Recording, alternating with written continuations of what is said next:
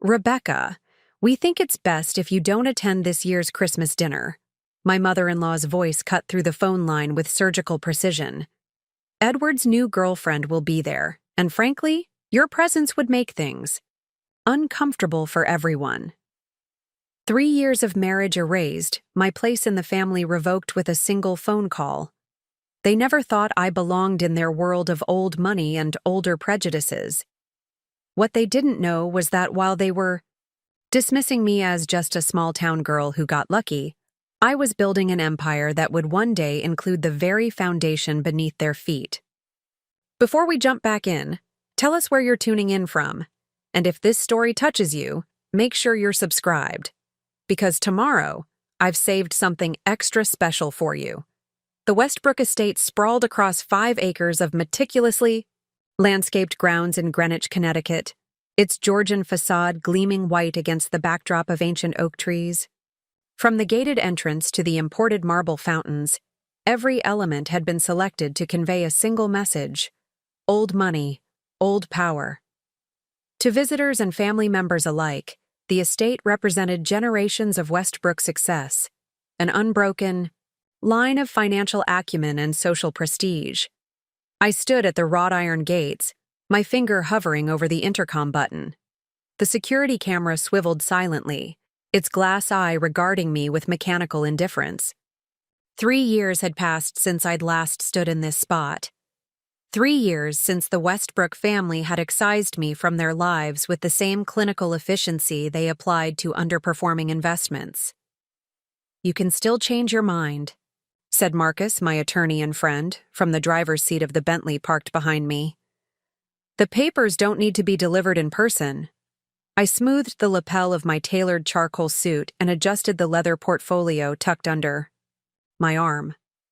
"Some moments need to be witnessed, Marcus. Some truths need to be spoken face to face." The portfolio contained documents finalizing my acquisition of Westbrook Holdings, the real estate development company that had been the foundation of the family's wealth for 4 generations.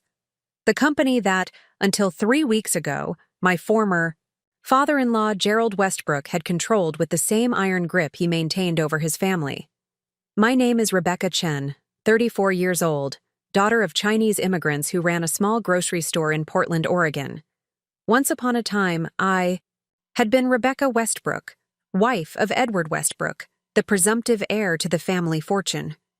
Now I was simply Rebecca Chen again, founder and CEO of Horizon Ventures, and as of this morning, the new majority owner of Westbrook Holdings.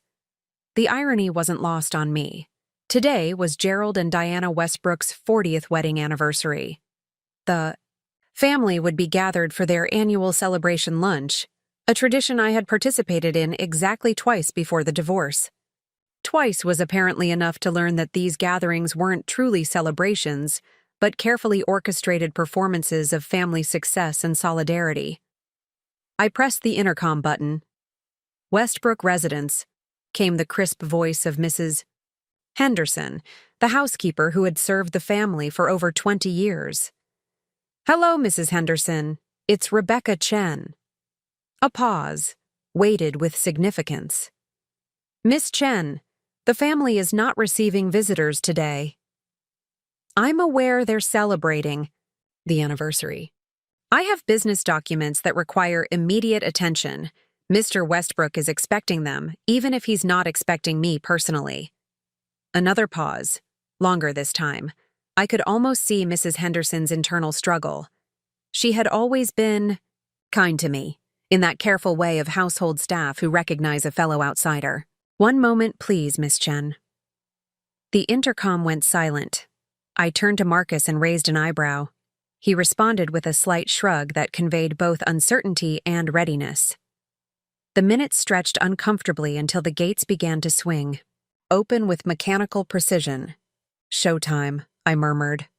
The circular driveway curved gracefully toward the main entrance, where Mrs. Henderson waited, her posture as perfect as always, her expression carefully neutral. "Miss Chen," she greeted me with a small nod as I approached the steps. "Mr. Westbrook has agreed to see you in his study. The family is gathered in the south garden for lunch." Thank you, Mrs. Henderson. I won't take much of his time.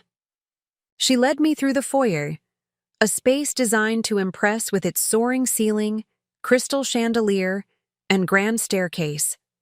Every piece of furniture, every artwork had been selected not just for beauty, but for the story it told about the Westbrook legacy. I had once overheard Diana explaining to a guest that the Chippendale side table had been in the family since before the Revolutionary War, a subtle reminder that the Westbrooks had been people of consequence when America itself was still young. We passed the formal dining room where holidays had been observed with rigid protocol, the music room where I had once been asked to play the piano and then criticized for selecting Chopin over Bach, and the portrait gallery where generations of Westbrooks stared down with identical expressions of confident entitlement. Mrs. Henderson knocked lightly on the heavy oak door of Gerald's study. "Mr. Westbrook, Miss Chen is here. Send her in." The voice that had once reduced me to tears at Sunday dinners now sounded strangely diminished.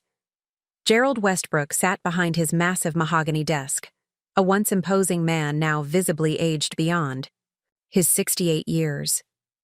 The financial troubles of Westbrook Holdings had taken their toll, etching new lines into his patrician face and adding silver to his already gray hair. "Rebecca," he acknowledged without rising. "You have something for me?" I noted that despite his company's financial collapse, his custom suit was impeccable, his signet ring gleamed, and a tumbler of what was undoubtedly 30-year-old scotch sat at his elbow. Appearances above all else, the Westbrook family motto, in practice, if not in Latin. "I do," I replied, maintaining direct eye contact as I approached the desk. I had learned during my marriage that the Westbrooks interpreted any sign of deference as weakness. "The final acquisition documents for Westbrook Holdings. My team has addressed all the concerns raised by your attorneys." Gerald's jaw tightened. The only indication that the words acquisition and my team had stung. "I could have had my assistant meet yours at the attorney's office. I was taught that significant business should be conducted in person." I placed the portfolio on his desk. A sign of respect.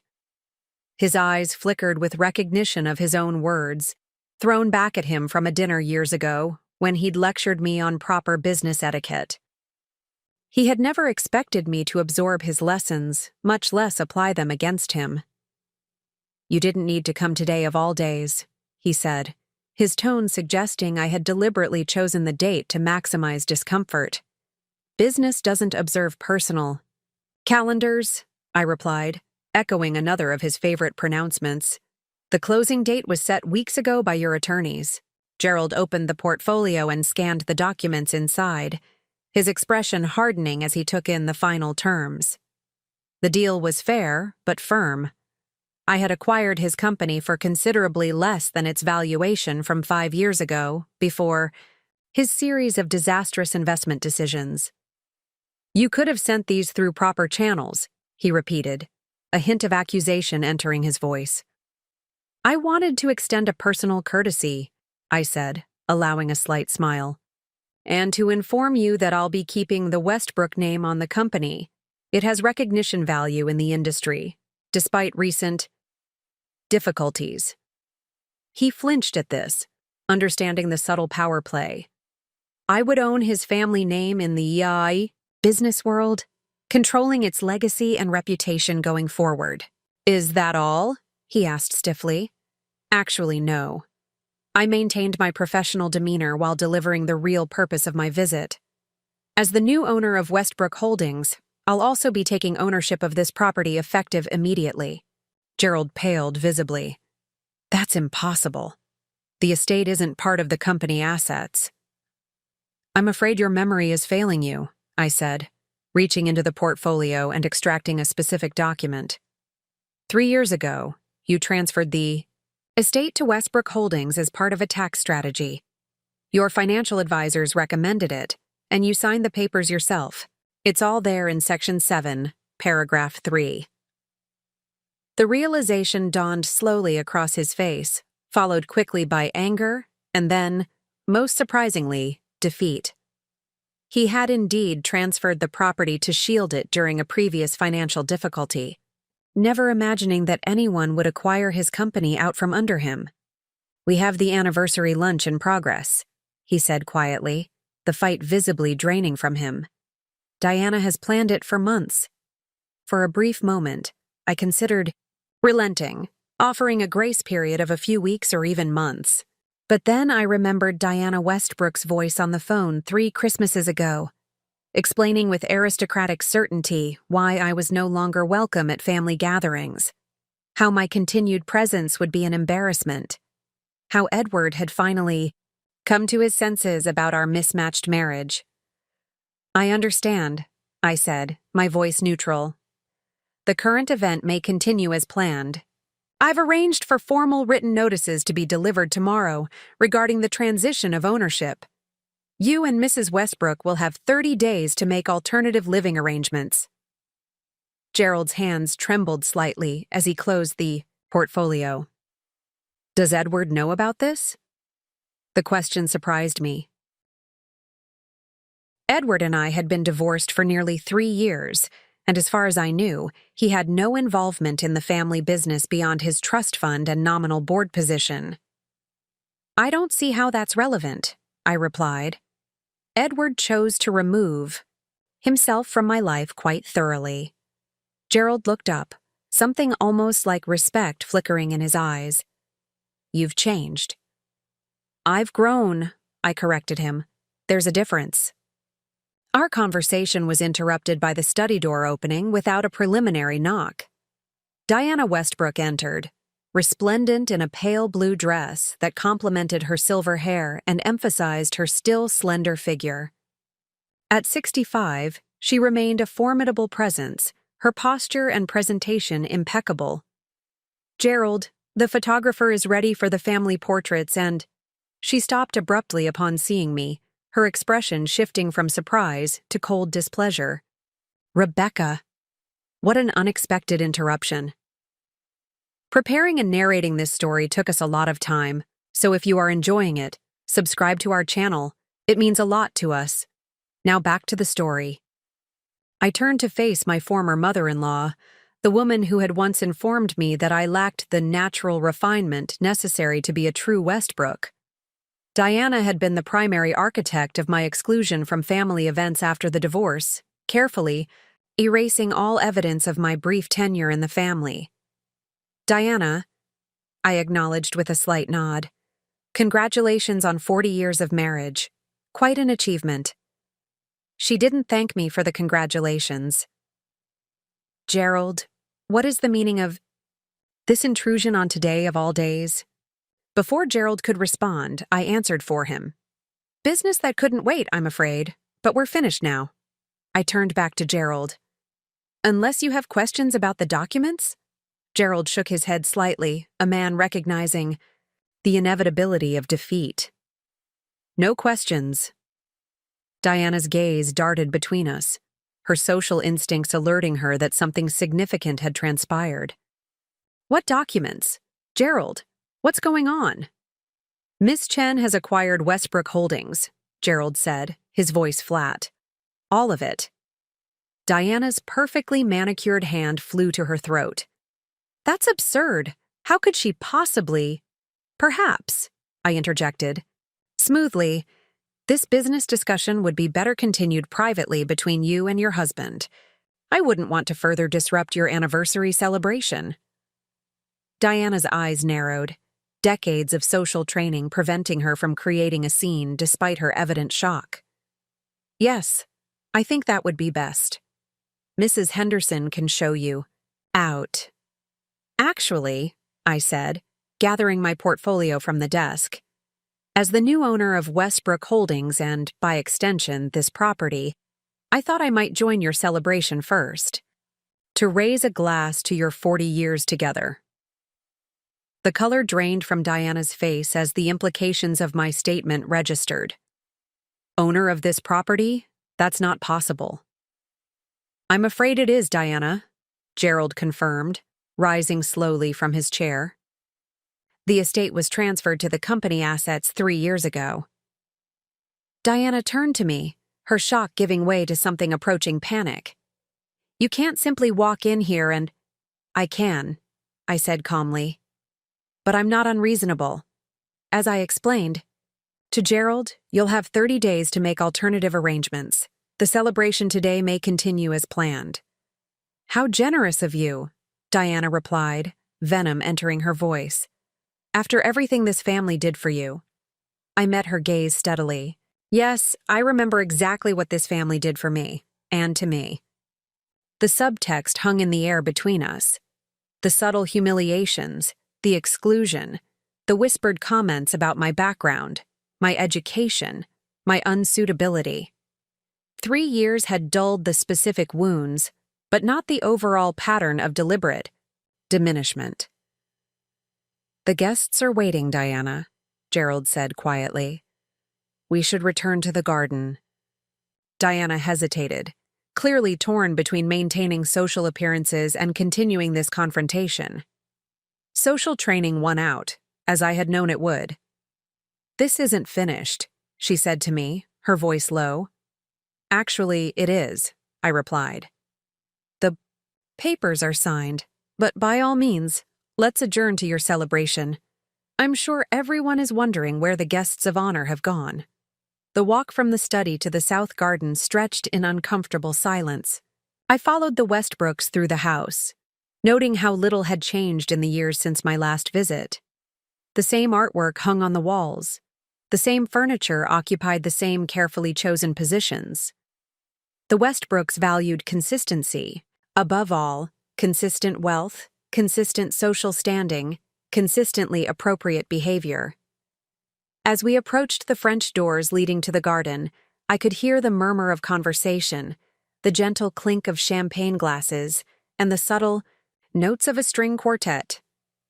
Diana paused at the threshold, visibly composing herself. Even in crisis, appearances had to be maintained. "Not a word of this to the guests," she hissed to Gerald. "We'll discuss it privately later." Gerald nodded mutely, his shoulders slumped in a posture I had never observed in him before. Diana straightened her spine, affixed a perfect hostess, smiled to her face, and stepped out into the sunshine.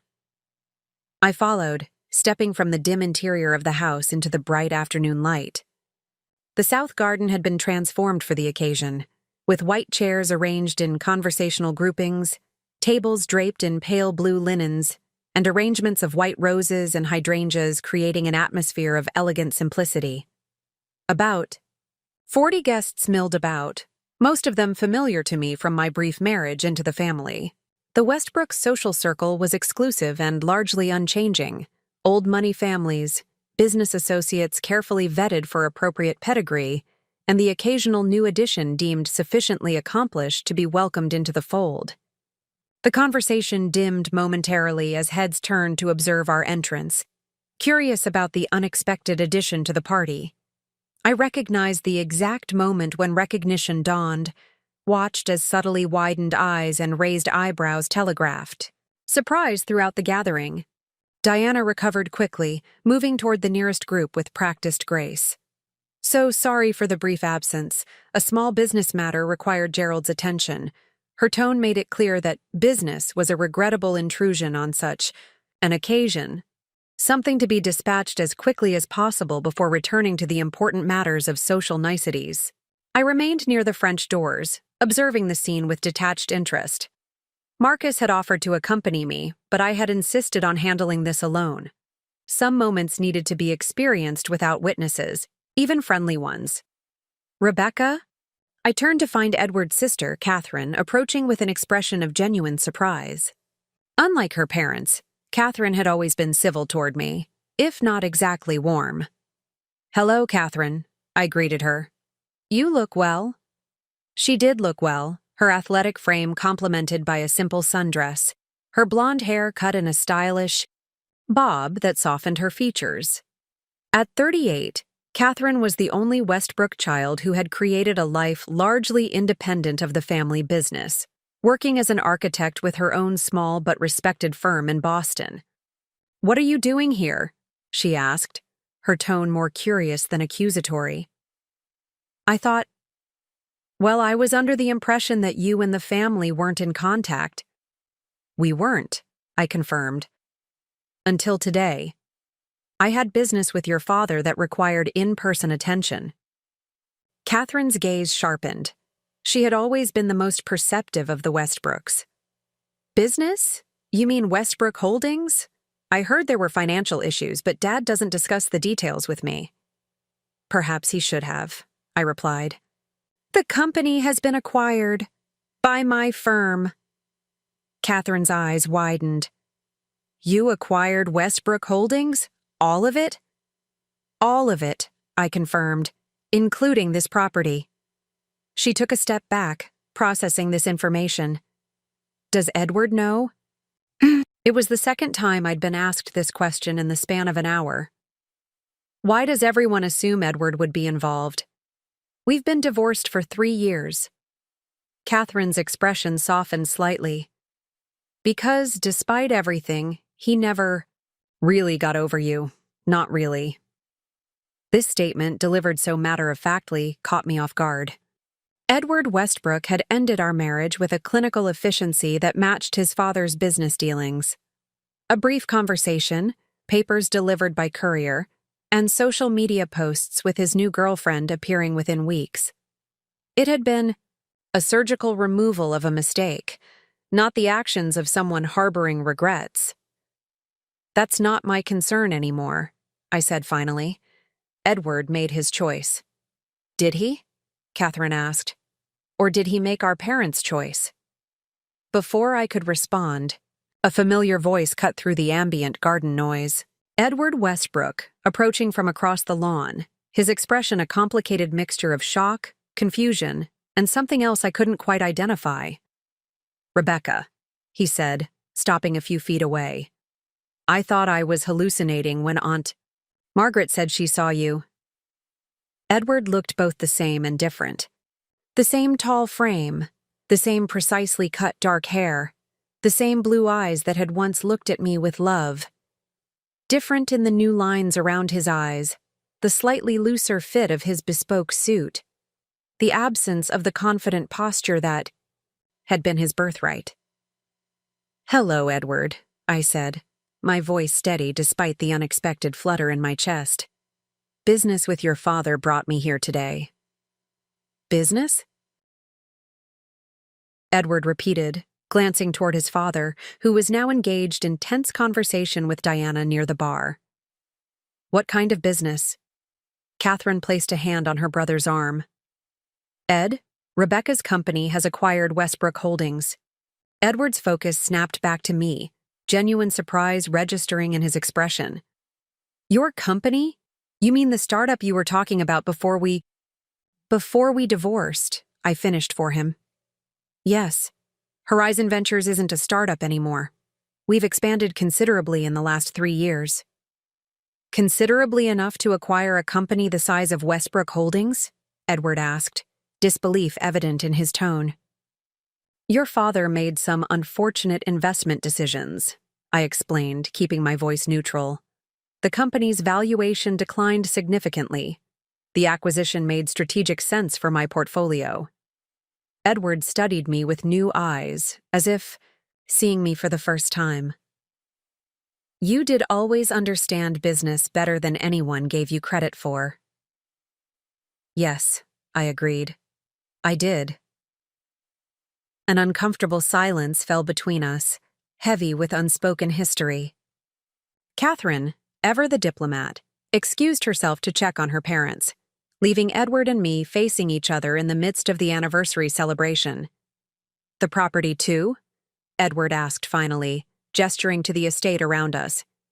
You acquired the house? It was part of the company assets, I confirmed. Your father transferred ownership 3 years ago for tax purposes. Right after our divorce, Edward noted, a strange expression crossing his face. Interesting timing.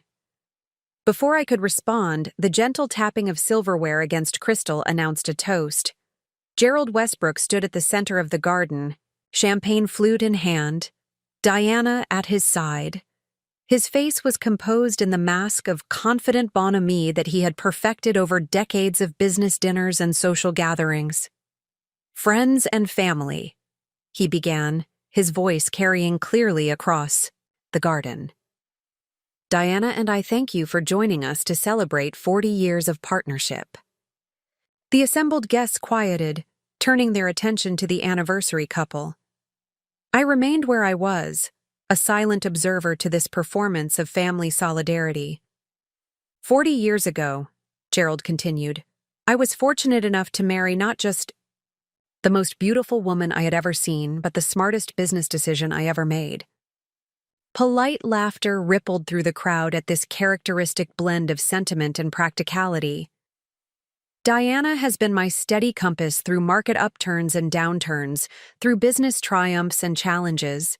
Together, we've built not just a family, but a legacy. His gaze swept across the gathering, momentarily connecting with mine. Something flashed in his eyes, acknowledgement perhaps, or resignation. A legacy, he repeated, that like all things in life, must sometimes take unexpected turns. Today, as we celebrate 40 years together, we also acknowledge that change is the only constant. The Westbrook name will continue, but in ways we might not have anticipated. Murmurs of confusion spread among the guests. This was not the expected anniversary toast, celebrating unchanging tradition and enduring success. Diana placed her hand on Gerald's arm, her smile fixed, but her eyes questioning. He covered her hand with his, a gesture of reassurance that seemed to convey more than words could express. To 40 years, Gerald concluded, raising his glass, and to new beginnings, wherever they may lead. The guests echoed the toast, though many exchanged puzzled glances. Gerald Westbrook was not a man who embraced change or new beginnings. His acknowledgement of such concepts, especially at his anniversary celebration, was unprecedented. As the crowd dispersed back into conversational groups, I felt Edward's gaze still upon me. "You did this," he said, not as an accusation, but as a realization. "You've changed everything." I met his gaze steadily. "No, Edward. Everything changed the moment your family decided I didn't belong at the table. I just finally stopped accepting the seat they assigned me." The small grocery store on East Burnside Street in Portland, Oregon, hardly seemed like the starting point for a business empire. Chen Family Market occupied the corner of a modest strip mall, its red and gold signage, a bright spot in an otherwise unremarkable neighborhood. Inside, the narrow aisles were meticulously organized, fresh produce arranged in perfect rows, each item labeled in both English and Mandarin. This was where I spent my childhood, watching my parents transform a struggling corner store into a neighborhood institution through relentless work ethic and unwavering attention to detail. My father, James Chen, had arrived in Portland in 1980 with $200 in his pocket, an engineering degree from Taipei University that American employers wouldn't recognize, and an unshakable belief in the power of persistent effort. My mother, Mei Lin, followed a year later, leaving behind her position as a mathematics teacher to join him in building a new life. "America doesn't care where you come from," my father told me often. "It only cares where you're going and how hard you're willing to work to get there." The grocery store had been a practical choice rather than a passion, an affordable business opportunity that required minimal English proficiency to start. What began as necessity, however, quickly evolved under my parents' meticulous stewardship.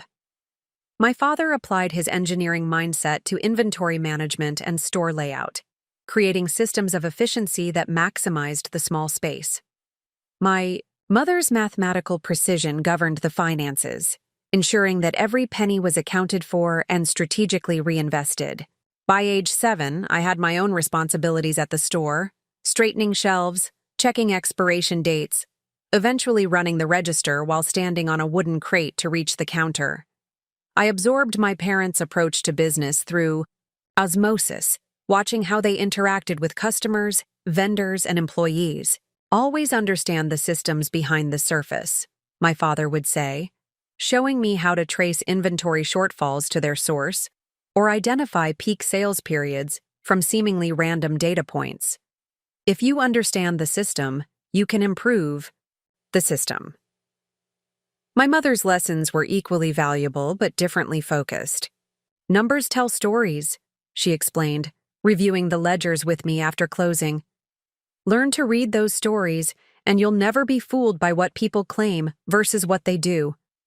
These early lessons shaped my understanding of business fundamentals in ways more valuable than any MBA program could have provided. I learned that profit margins mattered more than gross revenue, that customer relationships were business assets as tangible as inventory, and that reputation took years to build but could be damaged in an instant. School presented different challenges. As one of the few Asian American students at my elementary school in the early 1990s, I navigated a complex social landscape where academic excellence was expected, but not necessarily rewarded with acceptance. I learned to code switch early, speaking one way at home and the store, another way at school, adapting to the unwritten rules of each environment. Education is the one thing no one can take from you, my mother insisted during moments when I questioned whether the academic effort was worth the social cost. Not even bankruptcy can strip away knowledge. My parents' emphasis on education bordered on reverence. They invested in extracurricular math and science programs, pushed me to participate in academic competitions, and saved religiously for college expenses. When I expressed interest in business and economics in high school, they arranged for me to shadow various entrepreneurs in Portland's Asian American business community. One such entrepreneur was Michael Zhang, a family friend who had transformed a single import-export business into a thriving conglomerate with offices in Portland, San Francisco, and Shanghai. On my 16th birthday, rather than the typical teenage gifts, Mr. Zhang presented me with a subscription to the Wall Street Journal and an invitation to observe quarterly strategy meetings at his company.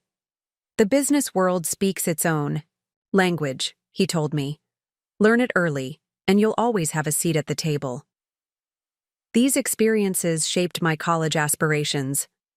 When acceptance letters arrived from several prestigious universities during my senior year, my parents' pride was palpable. They had worked 18-hour days for nearly 2 decades to create this opportunity for me.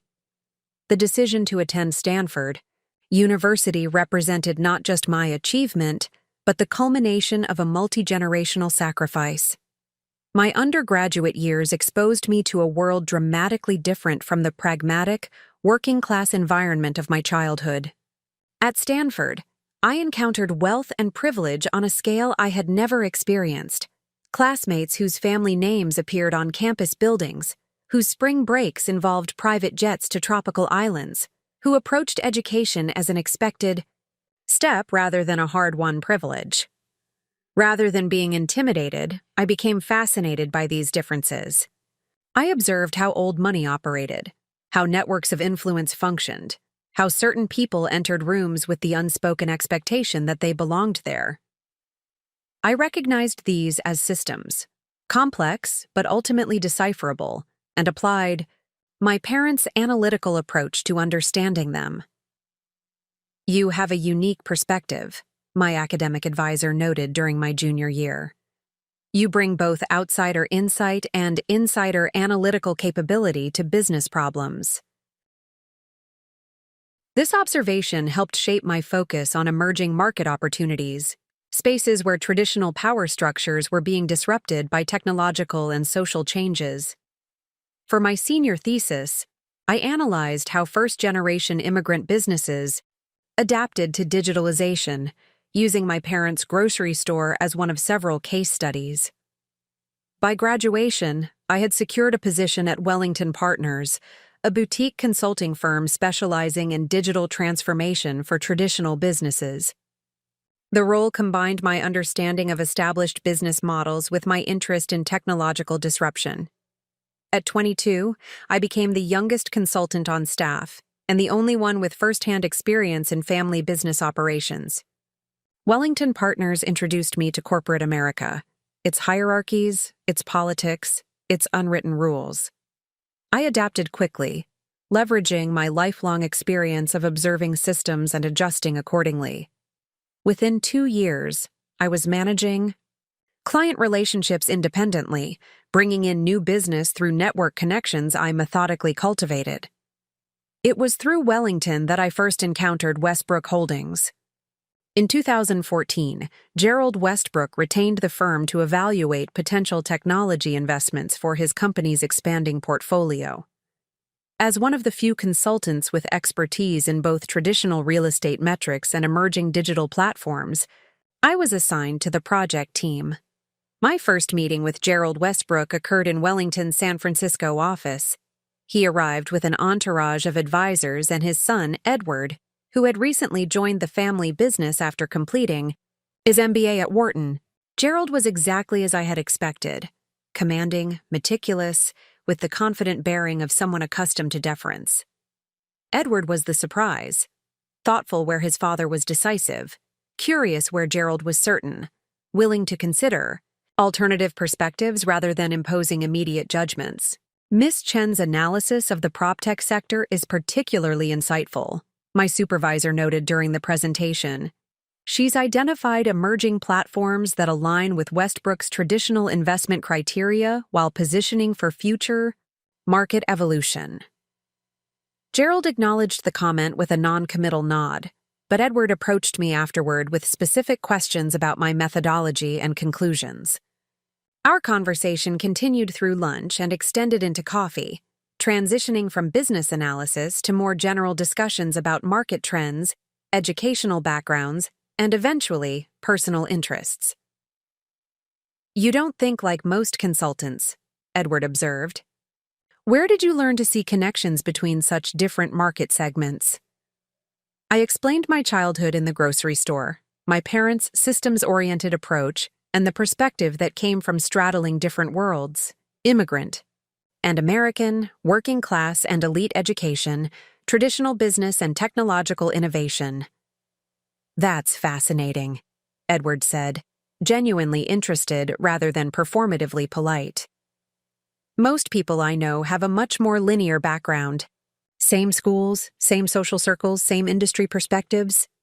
This initial connection evolved through subsequent project meetings, gradually shifting from professional to personal.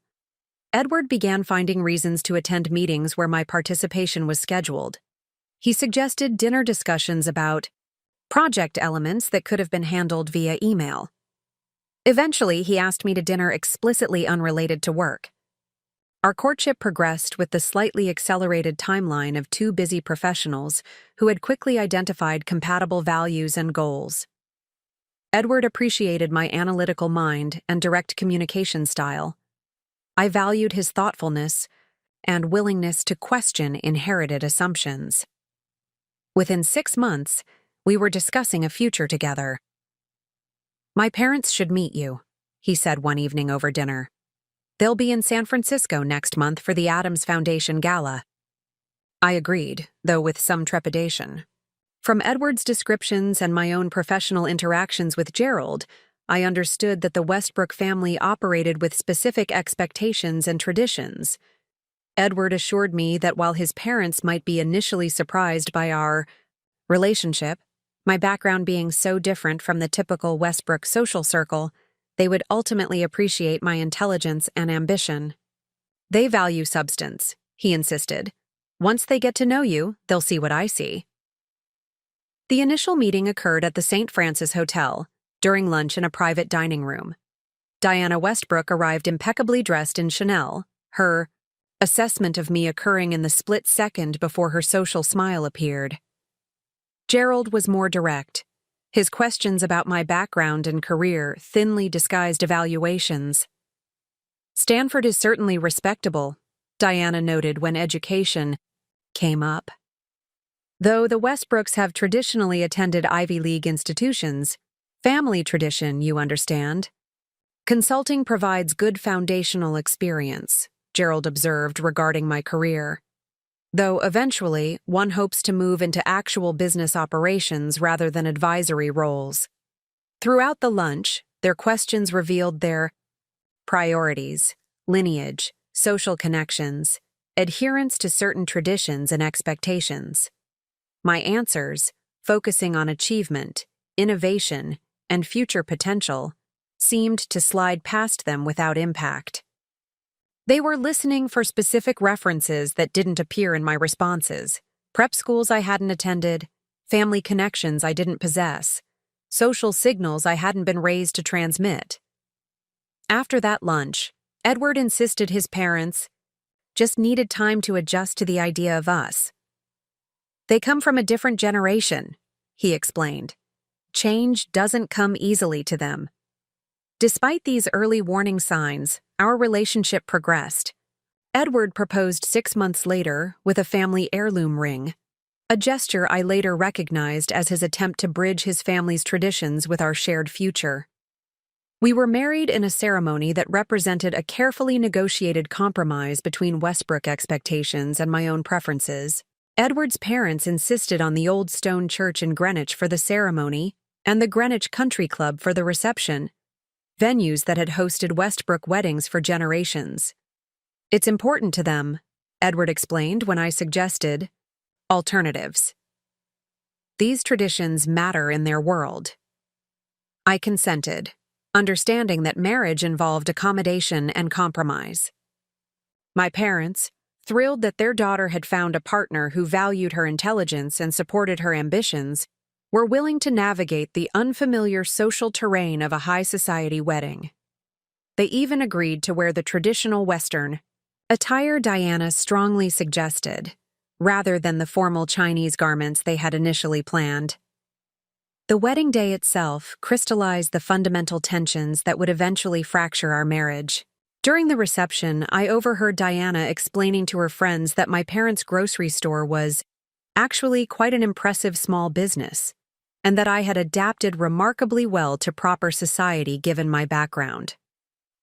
Gerald's toast referred to welcoming diversity into the family traditions, while expressing confidence that the Westbrook values would continue undiluted into the next generation. When it came time for my father to speak, his heartfelt words about hard work, mutual respect, and building a future together were met with polite but uncomprehending smiles. Despite these undercurrents, the early months of our marriage were genuinely happy. Edward and I established our home in a Manhattan apartment, creating a space that reflected our shared aesthetic rather than Westbrook tradition. Edward took a position managing the New York office of Westbrook Holdings, while I continued at Wellington, now managing my own portfolio of clients. The fractures began to appear during our first holiday season as a married couple. Diana called in early, November, to discuss Thanksgiving and Christmas arrangements. "Naturally, you'll both be at the Greenwich house for Thanksgiving," she said, making a statement rather than asking a question. "And for Christmas Eve dinner and Christmas Day brunch. The Westbrooks have observed these traditions for generations." When I mentioned that my parents had hoped we might spend Christmas with them in Portland, Diana's response was immediate and definitive. "Perhaps Rebecca doesn't understand family obligations yet," she told Edward during a subsequent phone call. "The Westbrook family Christmas isn't optional. Everyone attends, every year." Edward, caught between his wife and his family expectations, attempted to negotiate a compromise: Thanksgiving in Greenwich, Christmas in Portland. This suggestion was met with something approaching horror. "A Westbrook? Missing Christmas at the family home?" Diana's voice conveyed both shock and disapproval. "Edward, your grandparents would be devastated. What would we tell the rest of the family? The Prestons? The Whitmores?" Under this pressure, Edward eventually suggested that we invite my parents to join the Westbrook Christmas celebration instead. It was a well-intentioned but naive proposal that failed to recognize the fundamental power imbalance of the situation. My parents, sensing they would be out of place in the formal Westbrook holiday traditions, politely declined and assured us they would celebrate in January when we could visit. This pattern repeated itself across various aspects of our married life. The Westbrook family had expectations about which social events we would attend, which charitable boards Edward should join, which neighborhoods we should consider for our eventual family home. Each expectation came with subtle but unmistakable pressure, typically channeled through Edward. "Mother mentioned the Coleman fundraiser next month," he would say. "Apparently, several key Westbrook business connections will be there." Or, "Dad thinks the Hudson Valley property would be a better investment than the Brooklyn brownstone we looked at.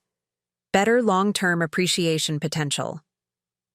Initially, I approached these situations as business problems to be solved, analyzing the underlying interests, identifying potential compromises, communicating my perspective clearly and rationally. This approach failed to recognize that the Westbrook family didn't see these as negotiations between equals. They saw them as opportunities for me to demonstrate my willingness to assimilate into their established order. The most significant tension developed around my career. 2 years into our marriage, I was offered a partnership track position at Wellington, a substantial achievement for someone my age. The role would involve increased travel and responsibility, including establishing a new office in Singapore to serve emerging Asian markets. "A partnership is certainly prestigious," Diana acknowledged when Edward shared the news during a family dinner. "Though, of course, once you start a family, priorities naturally shift." "The Singapore expansion sounds particularly challenging," Gerald added.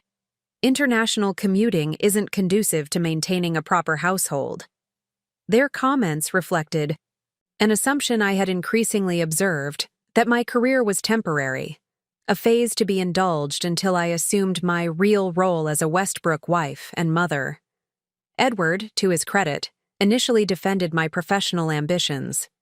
"Rebecca's career is important to her," he stated during that dinner. "She's exceptionally good at what she does." "Of course she is," Diana agreed smoothly. "No one suggests otherwise. But family has always been the Westbrook priority, Edward. Your great-grandmother left a promising literary career when she married your great-grandfather. Your grandmother declined a position at the Metropolitan Museum to raise your father properly. Traditions exist for a reason." The pressure wasn't just external. As Edward took on more responsibility at Westbrook Holdings, he increasingly absorbed his father's perspective on appropriate family roles and priorities. Our conversations about my partnership opportunity gradually shifted from enthusiastic support to concerned questions about work-life balance. "Partnership means even more hours," he noted one evening. "We've barely had time together with our current schedules." "We could make Singapore work," I suggested. "You mentioned Westbrook Holdings was considering Asian market expansion. This could align perfectly." Edward's expression revealed the unspoken truth. Westbrook expansion into Asian markets wouldn't involve me in a leadership capacity. Any alignment would be incidental rather than strategic.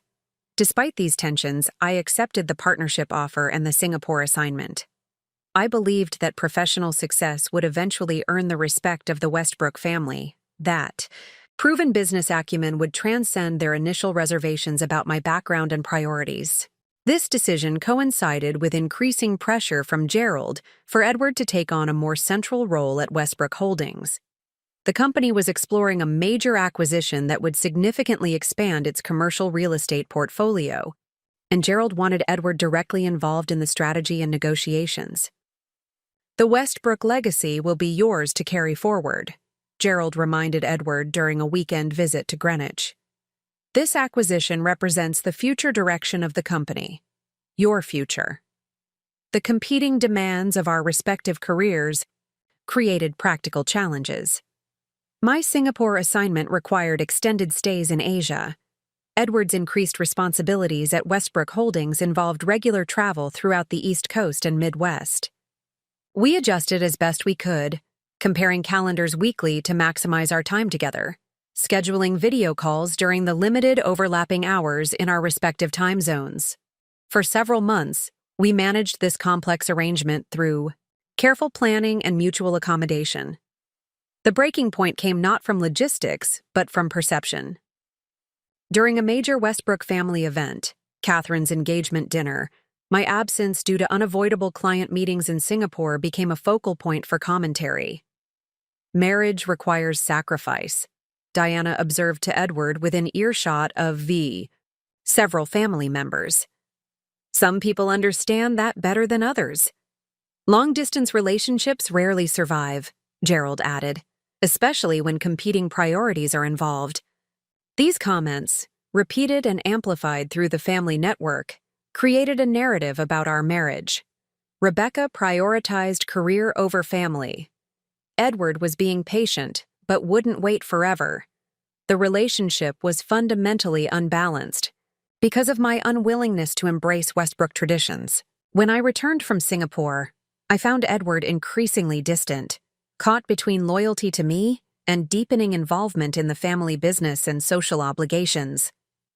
Our conversations became perfunctory, focused on logistics rather than connection. Edward spent more weekends in Greenwich without me, attending family functions or working directly with his father.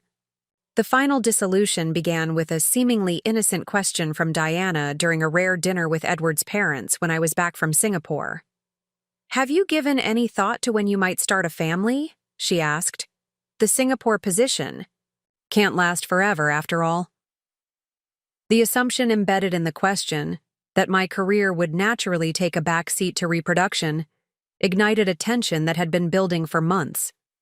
The resulting discussion exposed the fundamental incompatibility between the Westbrook expectations and my own life vision. "My career isn't a hobby or a prelude to motherhood," I stated firmly. "It's central to my identity and my contribution to the world." "Family is what endures," Diana countered. "The Westbrook legacy continues through children, not corporate achievements." Edward, positioned physically and metaphorically between his wife and his mother, attempted a diplomatic intervention that satisfied neither of us. His response revealed that he had absorbed more of his parents' perspective than I had realized, that despite his initial support for my ambitions, he ultimately expected our life to conform to the Westbrook model. The weeks following that dinner involved increasingly direct conversations about our future. Edward proposed what he considered reasonable compromises. I could maintain my career but transition to domestic clients, reduce my travel schedule, begin preparing for the family. We would eventually start. Each suggestion required adjustment primarily from me, with the Westbrook traditions remaining essentially unchanged. "This is who I am," I finally told him during our last significant conversation as a couple. "I won't diminish myself to fit someone else's expectations." Edward's response revealed the fundamental issue that had been present since our first meeting. "I thought you would adapt," he said quietly. "I thought you understood what becoming a Westbrook meant." The divorce proceedings were efficient and surprisingly amicable, given the circumstances. Edward was generous in the financial settlement, perhaps out of genuine care or perhaps to expedite the dissolution of a marriage his family had come to see as a mistake. I took only what I had entered the marriage with, plus a single year's living expenses to establish myself independently. 2 weeks after the divorce was finalized, I received a call from Diana regarding the upcoming Christmas holiday. "Rebecca, we think it's best if you don't attend this year's Christmas dinner," she said, her voice precise and controlled. "Edward's new girlfriend will be there, and frankly, your presence would make things uncomfortable for everyone." The call marked my official excision from the Westbrook family narrative, a clean removal of what they considered an unsuccessful grafting onto their family tree. What Diana couldn't have known was that the call came on the same day I had signed the incorporation papers for Horizon Ventures, the company that would eventually acquire Westbrook Holdings itself. Stepping away from Wellington Partners had been a calculated risk. The partnership track was secure, the compensation excellent, the professional reputation established. But the Westbrook experience had crystallized something I had observed throughout my career: the persistent gap between those who advised businesses and those who actually built them.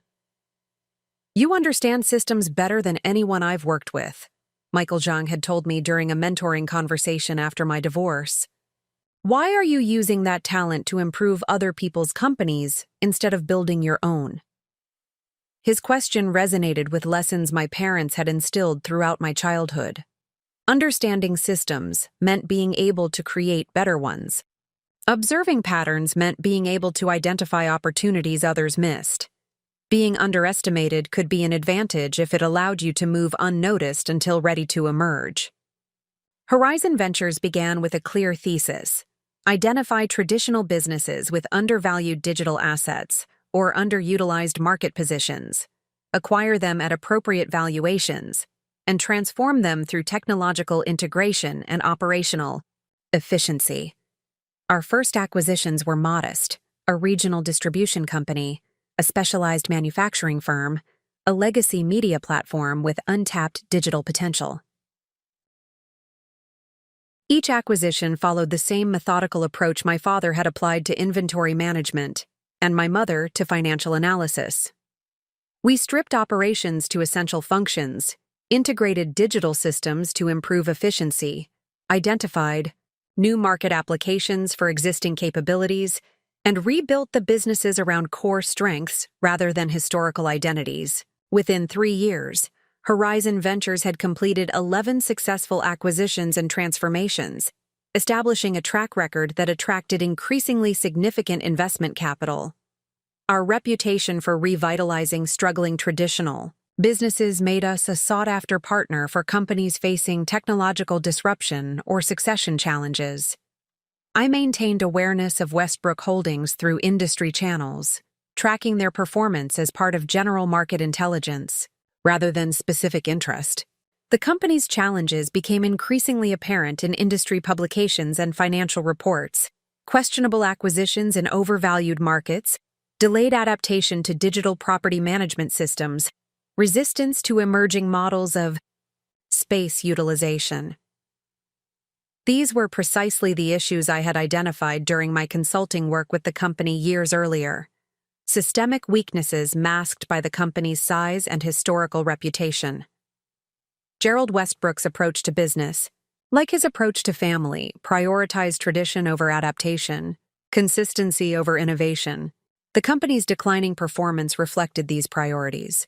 When Westbrook Holdings appeared on our acquisition target list, identified by our analytics team based on purely objective criteria, I recognized an inflection point, a moment when personal history and professional opportunity intersected. The rational business case for acquiring the company was compelling regardless of my personal connection. The emotional satisfaction would be incidental rather than motivating. "Are you sure about this?"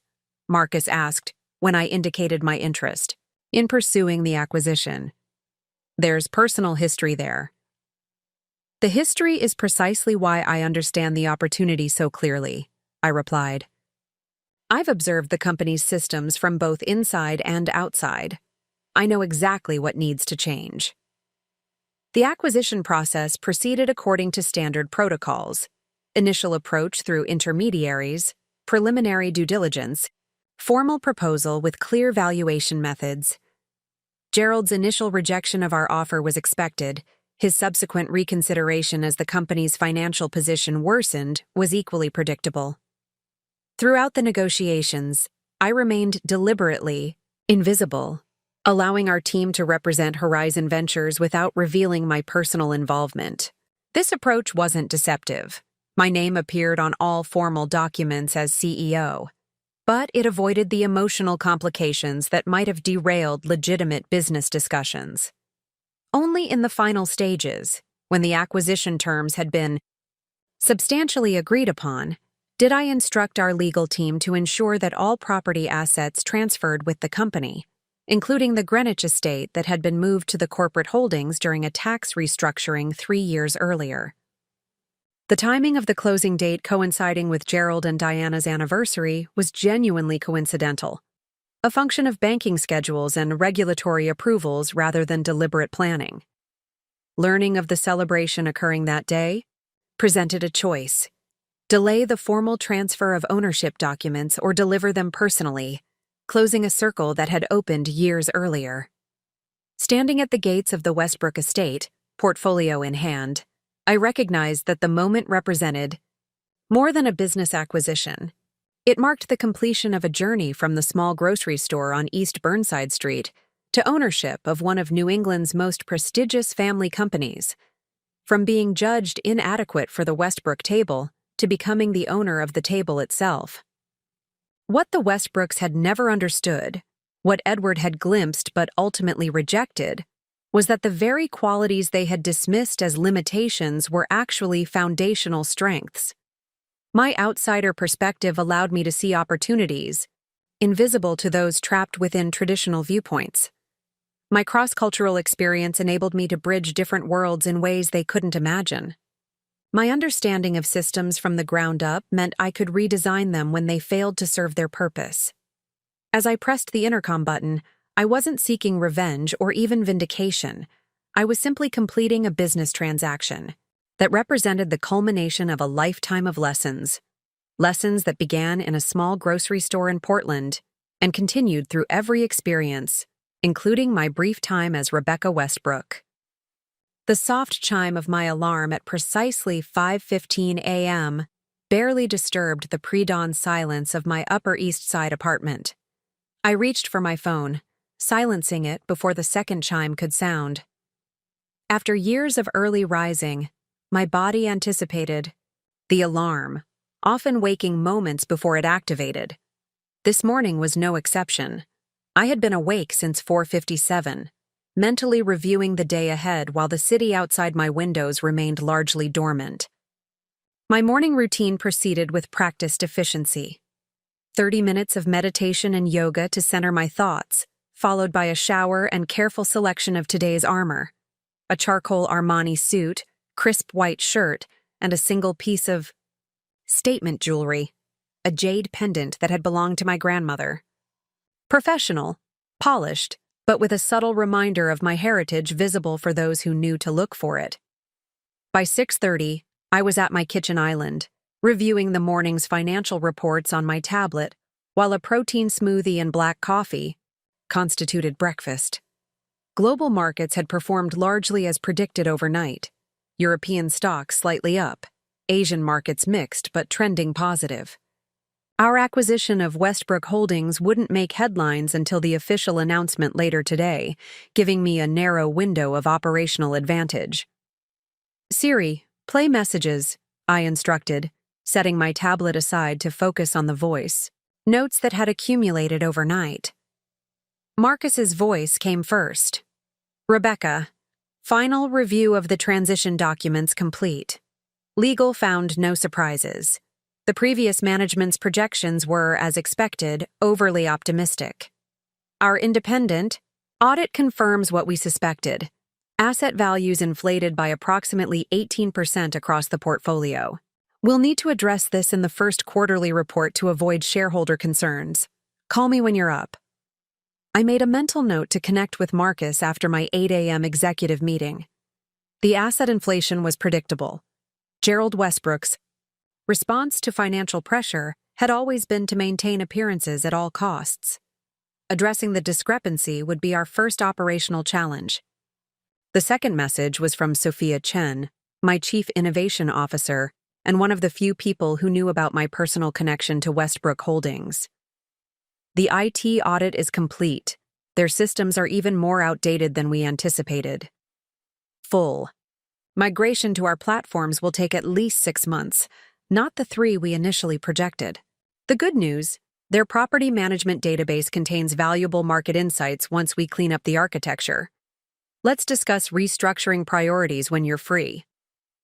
I checked the time. 6:47. Early, but not too early for Sophia, who kept hours almost as demanding as mine. I placed a video call, which she answered on the second ring. From the backdrop, I could tell she was already at the office. "You saw my message," she said by way of greeting, her direct manner one of the reasons we worked well together. "The 6-month migration timeline concerns me," I replied. "What's the primary obstacle?" Sophia didn't waste time with excuses. Their core systems are running on customized software from 2008, with patches layered on top of patches. The database structure is sound, but they've been manually transferring data between incompatible systems for years. It's actually impressive. They've managed this long without a catastrophic failure. I nodded, unsurprised. Gerald insisted on maintaining their proprietary systems long after they should have migrated to industry standards. He considered their legacy systems a competitive advantage, institutional knowledge that couldn't be replicated. In reality, it created operational inefficiencies and significant security vulnerabilities. Exactly. Sophia's expression was pragmatic. We have two options: complete system replacement, which means 6 months of parallel operations, or a phased integration that extends to 9 months but reduces operational disruption. Prepare proposals for both approaches, I decided after brief consideration. I'll review them tomorrow. Priority is maintaining operational continuity during the transition. We don't need employees or clients experiencing unnecessary disruption. After ending the call, I spent 40 minutes reviewing acquisition documentation before my driver texted to confirm he was waiting downstairs. The morning briefing with my executive team was scheduled for 8 a.m. sharp at Horizon Ventures headquarters in Midtown. The familiar weight of responsibility settled across my shoulders as I picked up my leather portfolio containing the documents I would deliver to Gerald Westbrook later today. Today would mark not just the completion of a significant acquisition, but a personal milestone in a journey that had begun in a small grocery store in Portland. I allowed myself a moment to acknowledge the symmetry of the situation before refocusing on immediate priorities. The elevator descended silently to the lobby, where William, our building's longtime doorman, greeted me with the perfect balance of warmth and professionalism that characterized his service. "Good morning, Ms. Chen. Beautiful day ahead. They're saying 68 and sunny." "Good morning, William. That's welcome news after yesterday's rain. Your car is waiting. And congratulations on the new acquisition. My brother-in-law works in commercial real estate. Says it's the talk of the industry already." I smiled slightly, reminded that information travels through unexpected channels in New York. "Thank you, William. Nothing's official until the papers are signed, of course." "Of course," he agreed with a knowing nod. "But between us, he says it's a smart move. Those old companies need fresh perspectives to stay relevant." His comment, offered casually as he held the door, captured the essence of Horizon Ventures' business strategy more accurately than many professional analysts had. I made a mental note to mention this exchange to our communications team. Sometimes the simplest articulations were the most effective for public messaging. My driver, Anthony, maintained a comfortable silence during our crosstown journey. He had worked exclusively for me for 3 years, understanding that I preferred using commute time for mental preparation rather than conversation. The morning traffic moved with surprising efficiency, delivering us to the Horizon building with 15 minutes to spare before my executive meeting. The lobby of our headquarters reflected the company's philosophy: clean modern lines blended with warm natural elements, technology seamlessly integrated but never dominating the human experience. The security team greeted me by name as I passed through the discrete biometric checkpoints. In the executive elevator, I reviewed my mental agenda one final time, compartmentalizing personal history and focusing on business objectives. My executive team was already assembled in the conference room when I arrived, 7 individuals representing the core functions of Horizon Ventures. They rose briefly as I entered, a sign of respect rather than formality.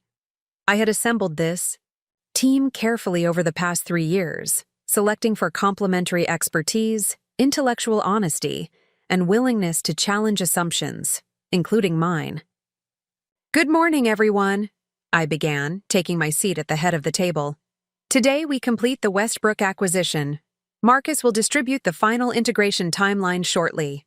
First, department updates, starting with finance." The meeting proceeded with the focused efficiency that characterized our operations. Each executive presented critical updates in their area, identifying both immediate concerns and strategic opportunities. Questions were precise, responses direct. We functioned as a cohesive unit rather than competing interests. Another contrast with Westbrook Holdings' hierarchical management structure. When Marcus presented the final acquisition details, he paused on one slide longer than the others. "We should address the estate property transferred with the company assets," he said, referring to the Westbrook family home in Greenwich. "Our standard protocol would be to liquidate non-core assets, but there may be strategic considerations given the property's historical significance." All eyes turned to me, though only Sophia and Marcus knew my personal connection to the estate. I maintained a neutral expression as I considered the question. "The property has significant market value but limited operational utility for our purposes," I stated, focusing on business factors rather than personal history. However, immediate liquidation might send unintended signals to the market about our acquisition intentions. "Hold the property in the portfolio temporarily while we complete a thorough valuation and strategic assessment." Marcus nodded, making a note. He understood the subtext of my decision, that the property represented leverage beyond its financial value, at least in the short term. The company's operations were my primary concern, but the symmetry of now controlling the estate that had once been denied to me wasn't entirely irrelevant to our strategy. The meeting concluded at 9:27, precisely on schedule. As the team dispersed to their respective responsibilities, Sophia lingered behind. "You're delivering the documents personally," she observed once we were alone. It wasn't a question. "Yes. May I ask why? We could have couriers handle it or legal representatives. It's unusual for you to involve yourself in this phase." I considered deflecting but opted for partial honesty. "Sometimes business is personal, Sophia. Not emotionally, but in terms of completing circles that need closing. My direct involvement sends a specific message about Horizon's commitment to hands-on management during the transition." She nodded, accepting this explanation while surely suspecting additional motivations. "And the anniversary celebration?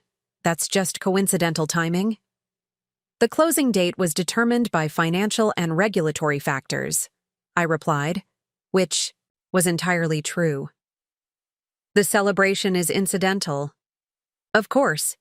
Her slight smile suggested she understood more than I had explicitly stated. "Will you need anything from the team this afternoon?"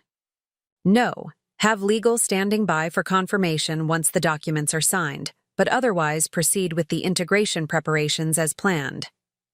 After Sophia departed, I spent an hour reviewing reports from our advance team who had already begun preliminary assessments of Westbrook Holdings' operational systems. Their findings confirmed what we had suspected: a company maintaining appearances of strength while systematically failing to adapt to market evolutions. The detailed reports revealed declining occupancy rates in their commercial properties, delayed maintenance creating future liability issues, and management decisions prioritizing short-term financial appearances over long-term asset value. These problems were correctable with proper leadership and strategic investment, which was precisely why Horizon had targeted the company. Beneath the declining metrics lay valuable assets, market positions, and client relationships that could be revitalized through more adaptive management. The acquisition price reflected current weaknesses while our business plan leveraged future potential. Classic value investing applied to corporate entities rather than just securities. At 11:15, I left the office for a lunch meeting with potential investors interested in participating in our next fund. The meeting took place at Le Bernardin, where the maitre d' greeted me by name and escorted our party to a private dining room. The conversation flowed smoothly between business analysis and strategic vision, with occasional personal touches to build relationship without becoming inappropriately familiar. By 1:30, we had reached preliminary agreement on investment terms, pending formal documentation from our respective legal teams. As we parted outside the restaurant, Michael Kwan, the lead investor, shook my hand with genuine respect. "What I appreciate about Horizon, Rebecca, is the clarity of vision," he said. "Many firms claim to transform underperforming assets, but few demonstrate your consistent execution. The Westbrook acquisition is particularly impressive. A legacy company like that doesn't change hands easily." "Legacy without adaptation becomes liability," I replied. "Westbrook has valuable fundamentals obscured by outdated operational approaches. We're not dismantling their legacy, just ensuring it remains relevant in contemporary markets." He nodded, appreciatively. That's exactly the perspective that separates Horizon from typical private equity players. You don't just extract value, you regenerate it. His comment pleased me because it reflected one of my core business philosophies, that sustainable growth required creating value, not merely transferring it from one balance sheet to another. This approach had initially made Horizon an outlier in the aggressive world of acquisitions, but our consistent results had gradually shifted industry perceptions. After returning to the office, I spent an hour reviewing the final acquisition, paperwork with our general counsel, ensuring every detail aligned with our agreed terms. At 3:15, I gathered my personal items, including the leather portfolio containing the documents for Gerald Westbrook, and instructed my assistant to clear my schedule for the remainder of the day. "Marcus and Sophia have contact protocols if anything urgent arises," I explained. "Otherwise, I'll be unavailable until tomorrow morning." The drive to Greenwich took longer than expected due to an accident on the Merritt Parkway. I used the additional time to mentally prepare for the upcoming interaction, reviewing what I knew about the Westbrooks' current situation based on our due diligence and industry intelligence. Gerald's financial position had deteriorated significantly over the past 18 months. The commercial real estate market had shifted away from the traditional office spaces that comprised much of Westbrook Holdings' portfolio, and Gerald had been slow to adapt their properties to emerging demands for flexible, technology-integrated environments. Several major tenants had not renewed leases, creating cash flow problems that coincided with significant debt coming due for refinancing. Diana's social standing remained intact, largely because she had carefully managed appearances despite the underlying financial strain. The anniversary celebration today would maintain the facade of Westbrook prosperity while Gerald finalized the sale of his company under distressed conditions, a perfect encapsulation of their approach to both business and personal matters. As for Edward, our intelligence suggested he had gradually distanced himself from direct operational involvement in Westbrook Holdings over the past year. Industry sources indicated he had recognized the company's strategic weaknesses, but been unable to convince his father to implement necessary changes. His new relationship with Christine Beaumont of the Boston Beaumonts represented a consolidation of old money connections that might have been a strategic alliance in better financial circumstances. These details weren't personally significant to me. I had processed my feelings about Edward and our marriage years ago, but they provided important context for navigating the upcoming interaction. Understanding the Westbrooks' psychology and current position would help me manage the situation effectively.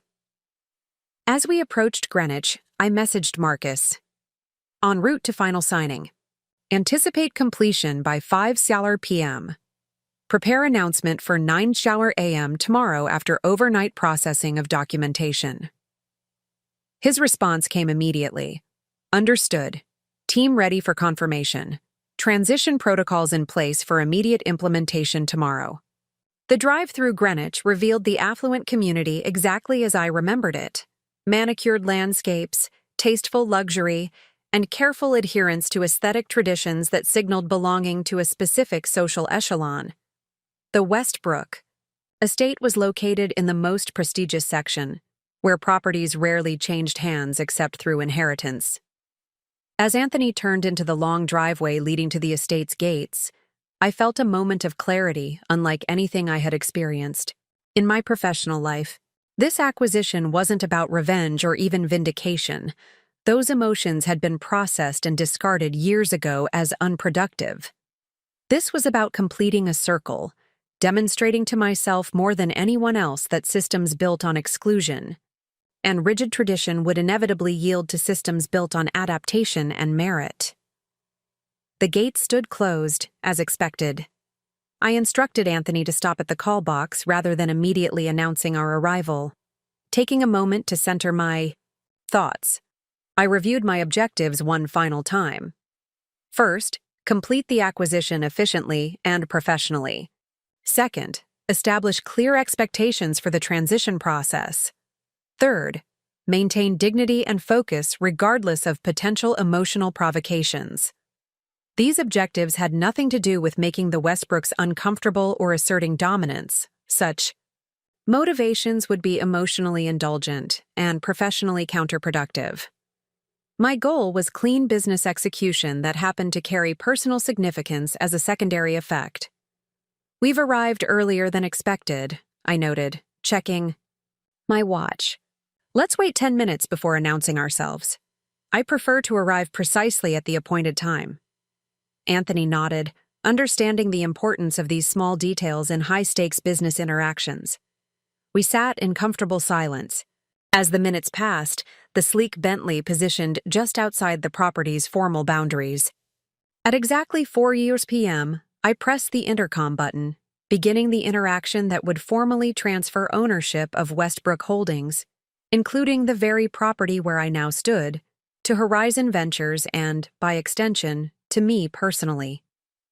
The events that followed, Mrs. Henderson's surprised recognition, the walk through the familiar halls of the Westbrook mansion, the conversation in Gerald's study, Diana's interruption, and our eventual emergence into the anniversary celebration, unfolded with an almost cinematic quality.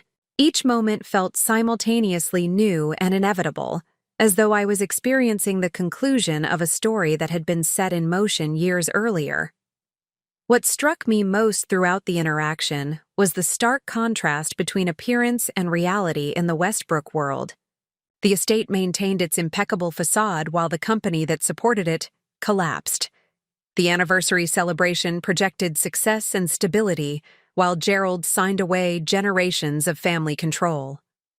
The social performance continued uninterrupted, even as fundamental changes occurred beneath the surface.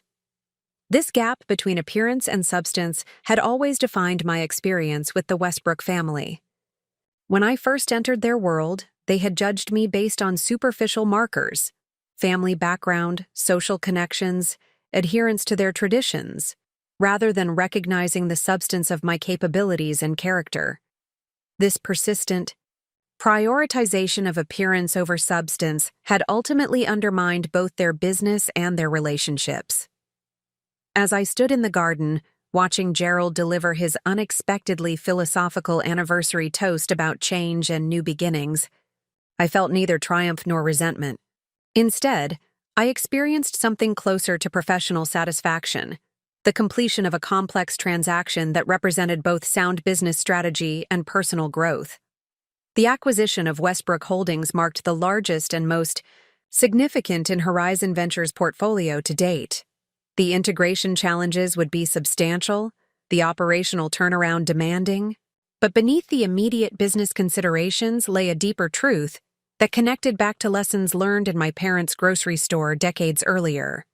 Systems could be understood, improved, and ultimately transformed by those with the perspective to see both their strengths and weaknesses clearly. The Westbrooks had never truly seen me, not during my marriage to Edward, not during our divorce, and certainly not during the acquisition process until this final moment of recognition. They had been limited by their own narrow perspective, unable to perceive value that didn't conform to their predetermined expectations. In contrast, my ability to see systems from multiple perspectives, as both insider and outsider, as both inheritor and innovator, had become my greatest professional strength. This capacity had enabled Horizon Ventures to identify opportunities others missed and transform struggling companies into revitalized enterprises. As conversations swirled around me in the garden, I maintained professional composure while acknowledging the personal significance of the moment. I had not come seeking emotional resolution. That work had been completed years earlier through personal growth rather than external validation. I had come to complete a business transaction that happened to carry symbolic weight, to close a circle that had opened the day Diana Westbrook first assessed me and found me lacking because of who I was rather than what I could contribute. Edward's approach through the crowd brought this symmetry into even sharper focus. His expression reflected complex emotions: surprise, confusion, perhaps even regret. Our brief exchange crystallized the journey we had both taken since our marriage ended. He had continued along the path prescribed by family tradition, while I had forged a new direction aligned with my core values and capabilities.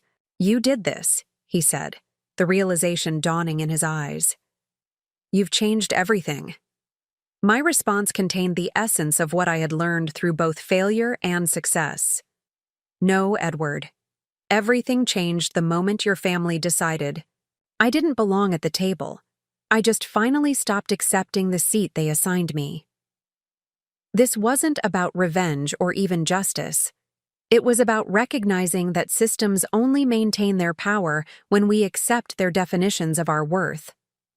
The moment I had stopped measuring my value by Westbrook standards, had stopped trying to earn a place at their table, was the moment I became free to build something more meaningful than they could imagine. The acquisition of Westbrook Holdings wasn't the culmination of my professional journey, but simply another step in building a legacy based on actual value creation rather than appearance management. Tomorrow would bring new challenges: the operational integration of a complex company, market reactions to the acquisition announcement, strategic decisions about resource allocation and leadership structures. But standing in the garden, where I had once been merely tolerated as an outsider, now as the owner of the property itself, I allowed myself a moment to acknowledge how far I had come from the small grocery store in Portland where my journey began. My parents had taught me to understand systems, to create value through methodical improvement, and to maintain dignity regardless of how others might perceive me. Those lessons, rather than any Westbrook tradition, formed the true foundation of my success. As I prepared to depart the celebration, leaving the Westbrooks to process the implications of the day's events, I felt neither triumph nor closure. Instead, I experienced the quiet satisfaction of professional accomplishment combined with personal growth. The recognition that the greatest achievements come not from proving others wrong, but from creating something meaningful according to one's own values and vision. Tomorrow would bring a new chapter in the Horizon Ventures story, with Westbrook Holdings now part of our expanding portfolio. The work of transformation, of recognizing hidden value, improving operational systems, and building sustainable growth, would continue according to the principles that had guided my career from the beginning. The cycle of understanding, adaptation, and creation would continue, not as a reaction to past exclusion, but as an expression of future possibility. In that continuity lay the true meaning of the day's events, beyond any personal history or symbolic resonance. Business, like life, moved forward rather than circling back. The best revenge, if one could call it that, was simply to succeed on one's own terms, rather than seeking validation from those who had once dismissed your potential. As I walked toward the exit, several guests nodded respectfully in my direction, now perceiving me through the lens of my accomplishments rather than my background. Their perception had changed not because I had fundamentally changed, but because the external markers they recognized had shifted. The irony wasn't lost on me, but neither was it important. I had long since stopped measuring my worth through others' recognition, finding instead the more sustainable satisfaction of building something of genuine value according to my own vision. 2 weeks after the acquisition, I stood at the window of my Upper East Side apartment, watching dawn break over Central Park. The expansive view, a luxury I had deliberately chosen when purchasing this property 3 years earlier, provided a valuable perspective shift during moments of strategic consideration. Today, that perspective was particularly necessary. My phone vibrated with an incoming message. Sophia, already at the office despite the early hour. Westbrook transition meeting set for 10 a.m. First property assessment reports complete. Significant. Deferred maintenance issues identified across portfolio. Recommendations prepared for review. I acknowledged the message and turned away from the window. The systematic evaluation of Westbrook Holdings' assets was proceeding according to plan. Our initial findings confirmed what we had suspected during due diligence. Beneath the veneer of prestigious addresses and historical significance lay years of postponed maintenance and outdated systems, physical manifestations of the company's management philosophy that prioritized appearance over substance. After a quick breakfast, I reviewed the morning's priorities while my driver navigated Manhattan's early traffic. The Westbrook acquisition had dominated headlines in the business press for the past 2 weeks, with analyses ranging from insightful to wildly speculative. The Wall Street Journal had published a particularly astute piece examining how Horizon's approach to revitalizing traditional businesses represented an emerging trend in private equity, focusing on operational transformation rather than financial engineering.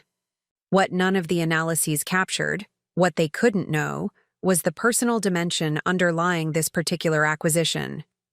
The business case was sound and would have justified the purchase regardless of my history with the Westbrook family.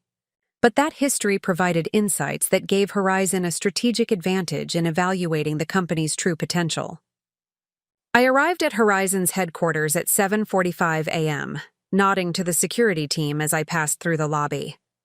The early morning hours before the official workday began provided valuable quiet time for focused thinking, which became increasingly rare as the company grew.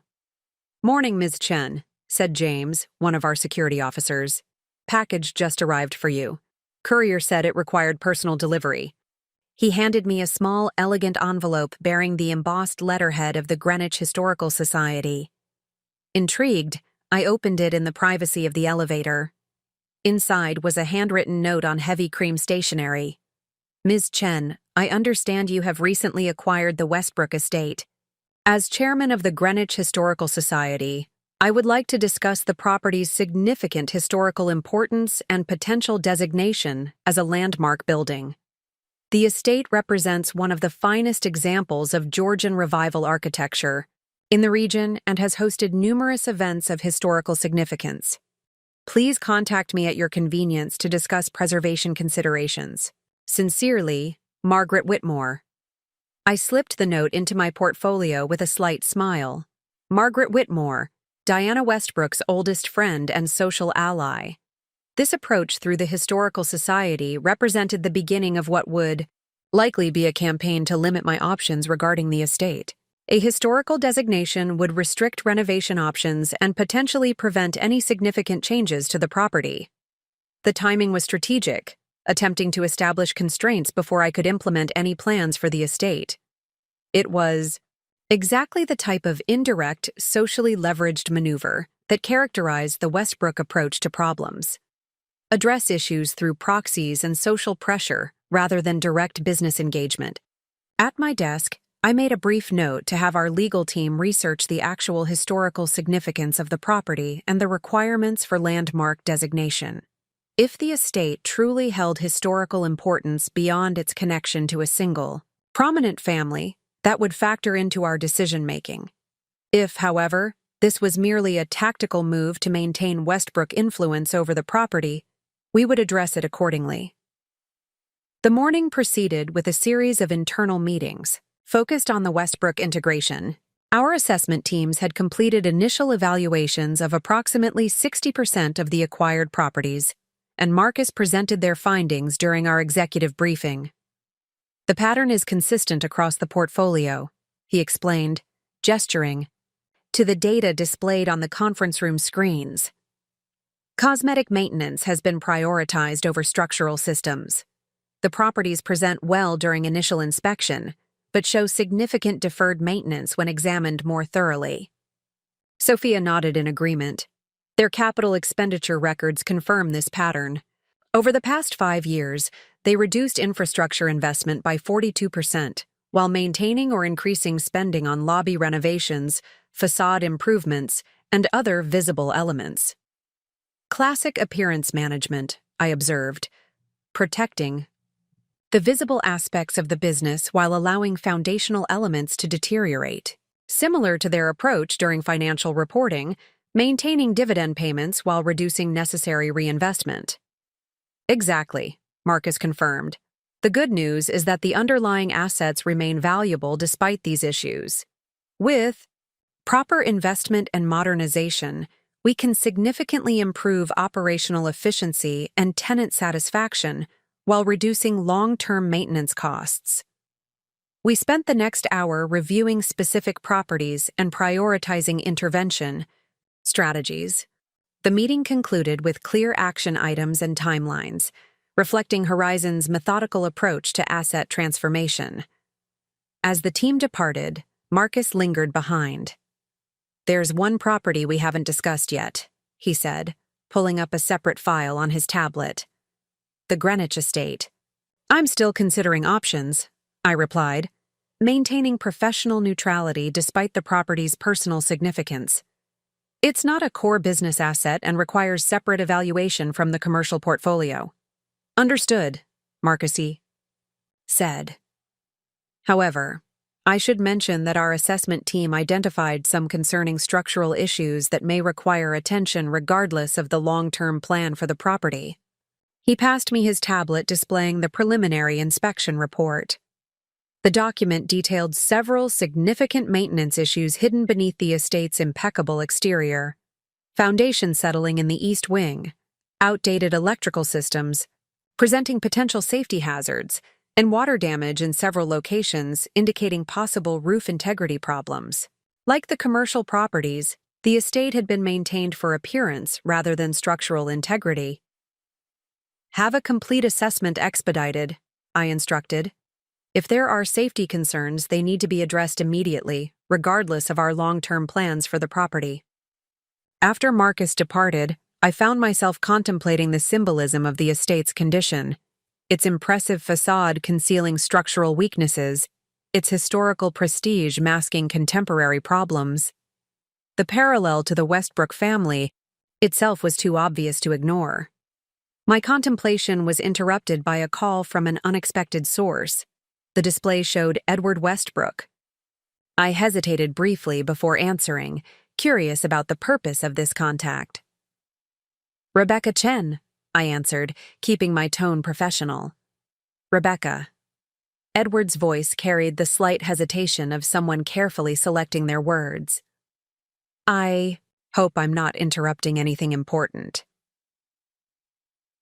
"I have a few minutes between meetings," I replied, neither encouraging nor discouraging the conversation. "What can I do for you, Edward?"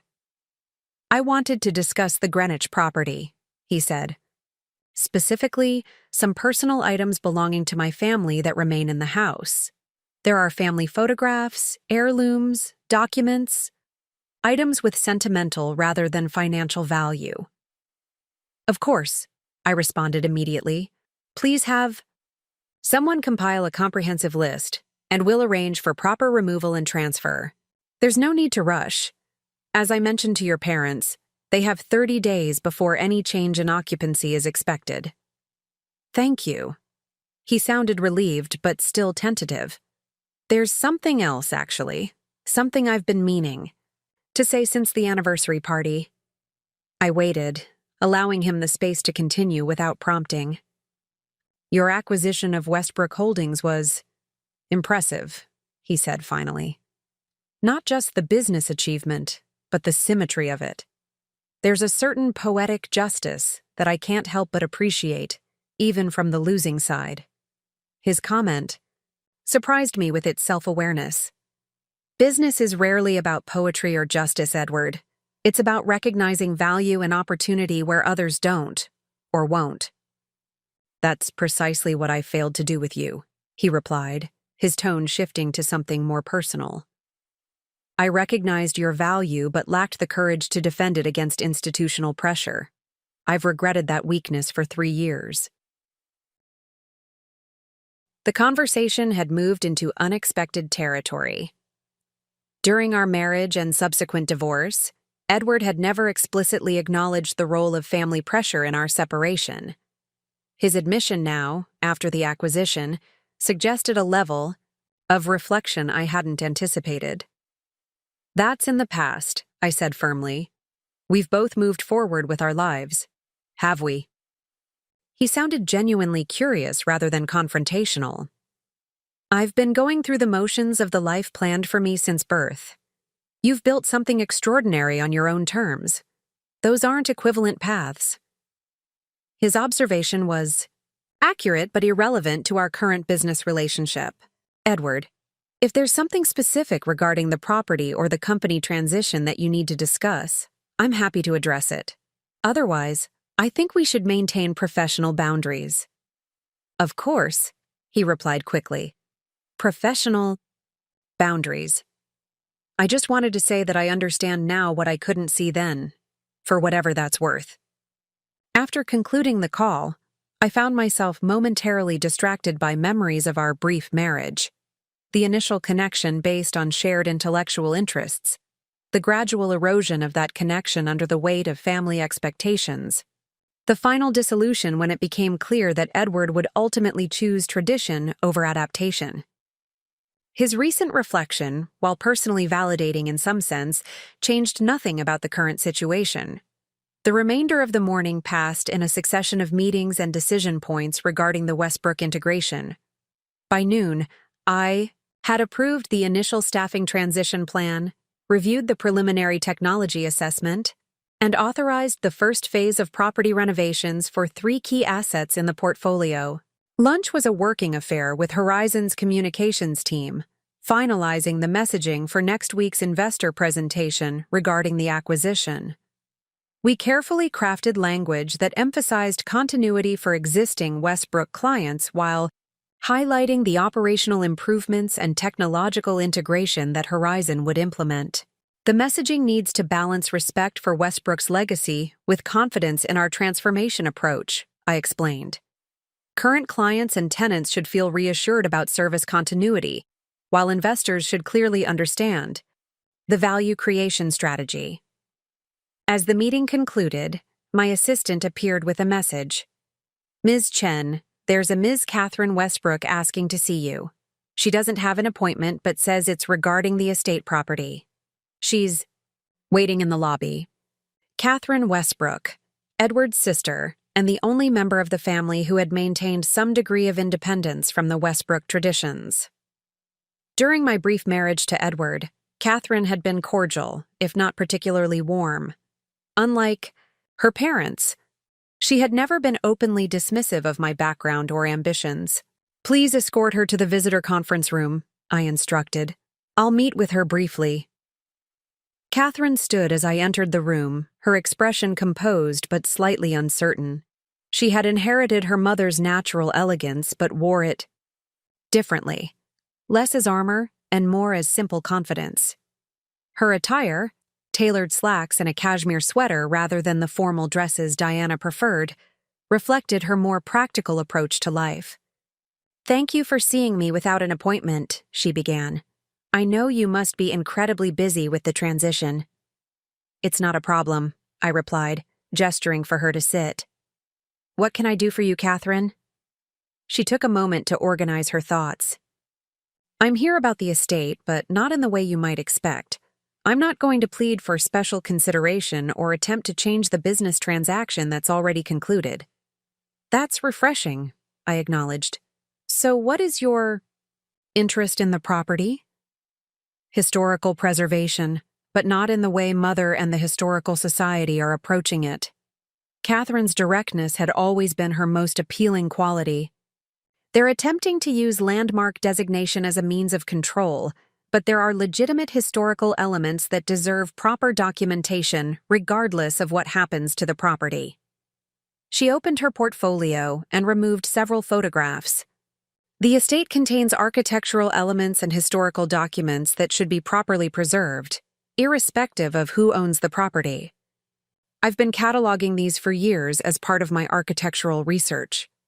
The photographs showed detailed woodwork, unique architectural features, and historical documents related to the property's construction and early history. Her approach was professional rather than sentimental, focused on genuine historical significance rather than family preservation. "This is actually helpful," I said, examining the materials. "We've initiated a complete property assessment, including historical elements. Your documentation could provide valuable context for that evaluation." Catherine seemed relieved by my response. "I'd be happy to provide complete access to my research. To be perfectly transparent, my interest is professional rather than familial." The estate represents an important example of early 20th century architectural adaptation, regardless of my personal connection to it. Her approach was refreshingly straightforward, acknowledging the legitimate historical significance while separating it from family sentiment or control issues. This pragmatism had always distinguished Catherine from her parents and even Edward, who ultimately couldn't separate personal identity from family tradition. "I appreciate your professional perspective," I told her sincerely. "Perhaps you could coordinate with our assessment team. They'll be conducting a comprehensive evaluation of the property over the next 2 weeks." "I'd be glad to," she agreed. "And Rebecca, I want to say something else, if I may speak frankly." I nodded, curious about what would follow. "What you've accomplished is extraordinary," she said. "Not just the acquisition itself, but building Horizon Ventures from nothing into a company capable of such a transaction. I've followed your career from a distance, and it's been impressive by any objective standard." Her acknowledgement, delivered without ulterior motive, carried more weight than she might have realized. Unlike Edward's recent reflections, which seemed tinged with regret and perhaps revised personal interest, Catherine's professional respect felt genuine and untainted by complicated history. "Thank you," I replied simply. "That means more coming from someone who understands the challenges involved." After Catherine departed with arrangements to meet our assessment team, I returned to my office to prepare for an afternoon of external meetings with key Westbrook clients. These relationship management sessions were critical to the transition strategy, reassuring important clients that their interests would be protected and enhanced under Horizon's management. The first meeting took place at the offices of Meridian Capital, a significant tenant in Westbrook's flagship Manhattan property. Their CFO, Jonathan Pierce, had expressed concerns about potential changes to their recently renewed lease terms. "Ms. Chen," he began after introductions, "Meridian has maintained offices in Westbrook properties for over 20 years. Our recent 10-year lease renewal was negotiated directly with Gerald Westbrook, with certain verbal assurances regarding future improvements to the property." I nodded, already aware of this situation from our due diligence. "Mr. Pierce, I understand your concerns. Verbal assurances don't typically transfer with ownership changes, as I'm sure you know. However, we've reviewed the property improvement plans for 555 Madison and have actually accelerated the timeline for several key upgrades." I opened my tablet and displayed our proposed renovation schedule, which included modernizing the building's environmental systems, upgrading digital infrastructure, and enhancing security protocols, all improvements that would benefit Meridian directly. These enhancements will be implemented within the next 18 months, rather than the 3 to 5 year timeline previously discussed. Additionally, we're introducing a tenant portal that provides real-time communication with property management and maintenance tracking. Pierce studied the plans with obvious interest. "This is significantly more comprehensive than what Westbrook proposed. May I ask why you're accelerating these improvements rather than deferring costs as is typical after an acquisition?" "Horizon's approach differs from traditional acquisition strategies," I explained. "We believe in immediate strategic investment to enhance asset value rather than cost-cutting to improve short-term returns. Our data shows that proactive property improvements increase tenant satisfaction, reduce turnover, and create sustainable value growth. By the end of the meeting, Pierce had transitioned from concerned to cautiously optimistic about the ownership change. This pattern repeated throughout the afternoon as I met with other significant Westbrook clients and tenants. The consistent message, backed by concrete plans rather than vague assurances, gradually shifted the narrative from uncertainty about the acquisition to interest in Horizon's transformative approach. Between meetings, I received an update from Marcus regarding the Greenwich Estate assessment. The preliminary structural evaluation had confirmed several serious maintenance issues requiring immediate attention, including electrical systems that didn't meet current safety codes and evidence of water intrusion that could potentially lead to mold issues if not addressed. Prepare a comprehensive remediation plan, I instructed. Safety issues need to be addressed regardless of our long-term plans for the property, and ensure the Westbrooks are informed about any issues that might affect current occupancy. The irony wasn't lost on me. Investing in proper maintenance for a property that the Westbrooks themselves had neglected while they still lived there, it mirrored our broader approach to the company assets, addressing fundamental weaknesses that had been ignored in favor of maintaining appearances. My final meeting of the day took place at 5:30 p.m. with Alan Davidson, who had served as Westbrook Holdings operations director for the past 15 years. Unlike many of the Westbrook executives who had already departed or were transitioning out, Davidson had requested this meeting specifically to discuss continuing with the company under Horizon's management. "Ms. Chen," he began once we were seated in my office, "I've spent my entire career at Westbrook Holdings, starting as a property manager fresh out of college. I understand you're making significant personnel changes, which is entirely your prerogative as the new owner." I nodded, allowing him to continue without interruption. "Before you make any decisions regarding my position, I wanted to share something with you." He opened his briefcase and removed a thick binder. "For the past 7 years, I've maintained detailed documentation of maintenance issues, system upgrades, and operational inefficiencies that were consistently deferred or rejected by previous management." He placed the binder on my desk and opened it to reveal meticulously organized reports, each with proposed solutions, cost estimates, and potential long-term implications of deferral. The documentation represented years of professional assessment systematically ignored by the previous leadership. Every quarterly budget meeting, I presented the most critical items from these reports, Davidson explained. And every quarter, Mr. Westbrook would acknowledge the issues, but defer addressing them to maintain dividend consistency or preserve capital for strategic acquisitions. I reviewed several pages, noting the thoroughness of his analysis and the accuracy of his projections. Many of the issues he had identified years ago had developed exactly as he had warned, leading to the current maintenance backlog we were now addressing. "Why are you sharing this now?" I asked, genuinely curious about his motivation. Davidson straightened slightly in his chair. "Because I care about these properties and the people who work in them. I've spent 15 years trying to maintain standards while being denied the resources to do so properly. Now that ownership has changed, I want you to know that not everyone in the organization was blind to these issues. Some of us tried to address them, but lacked the authority to implement necessary changes." His presentation revealed something valuable, an internal advocate for exactly the kind of operational excellence that Horizon intended to implement. While many of the Westbrook executives had been complicit in the appearance over substance approach, Davidson had maintained his professional integrity despite institutional resistance. "Mr. Davidson," I said after carefully considering his presentation, "your documentation will be extremely valuable to our transition team. It provides historical context for current conditions and may help us prioritize interventions more effectively." He nodded, clearly relieved that his work was being taken seriously.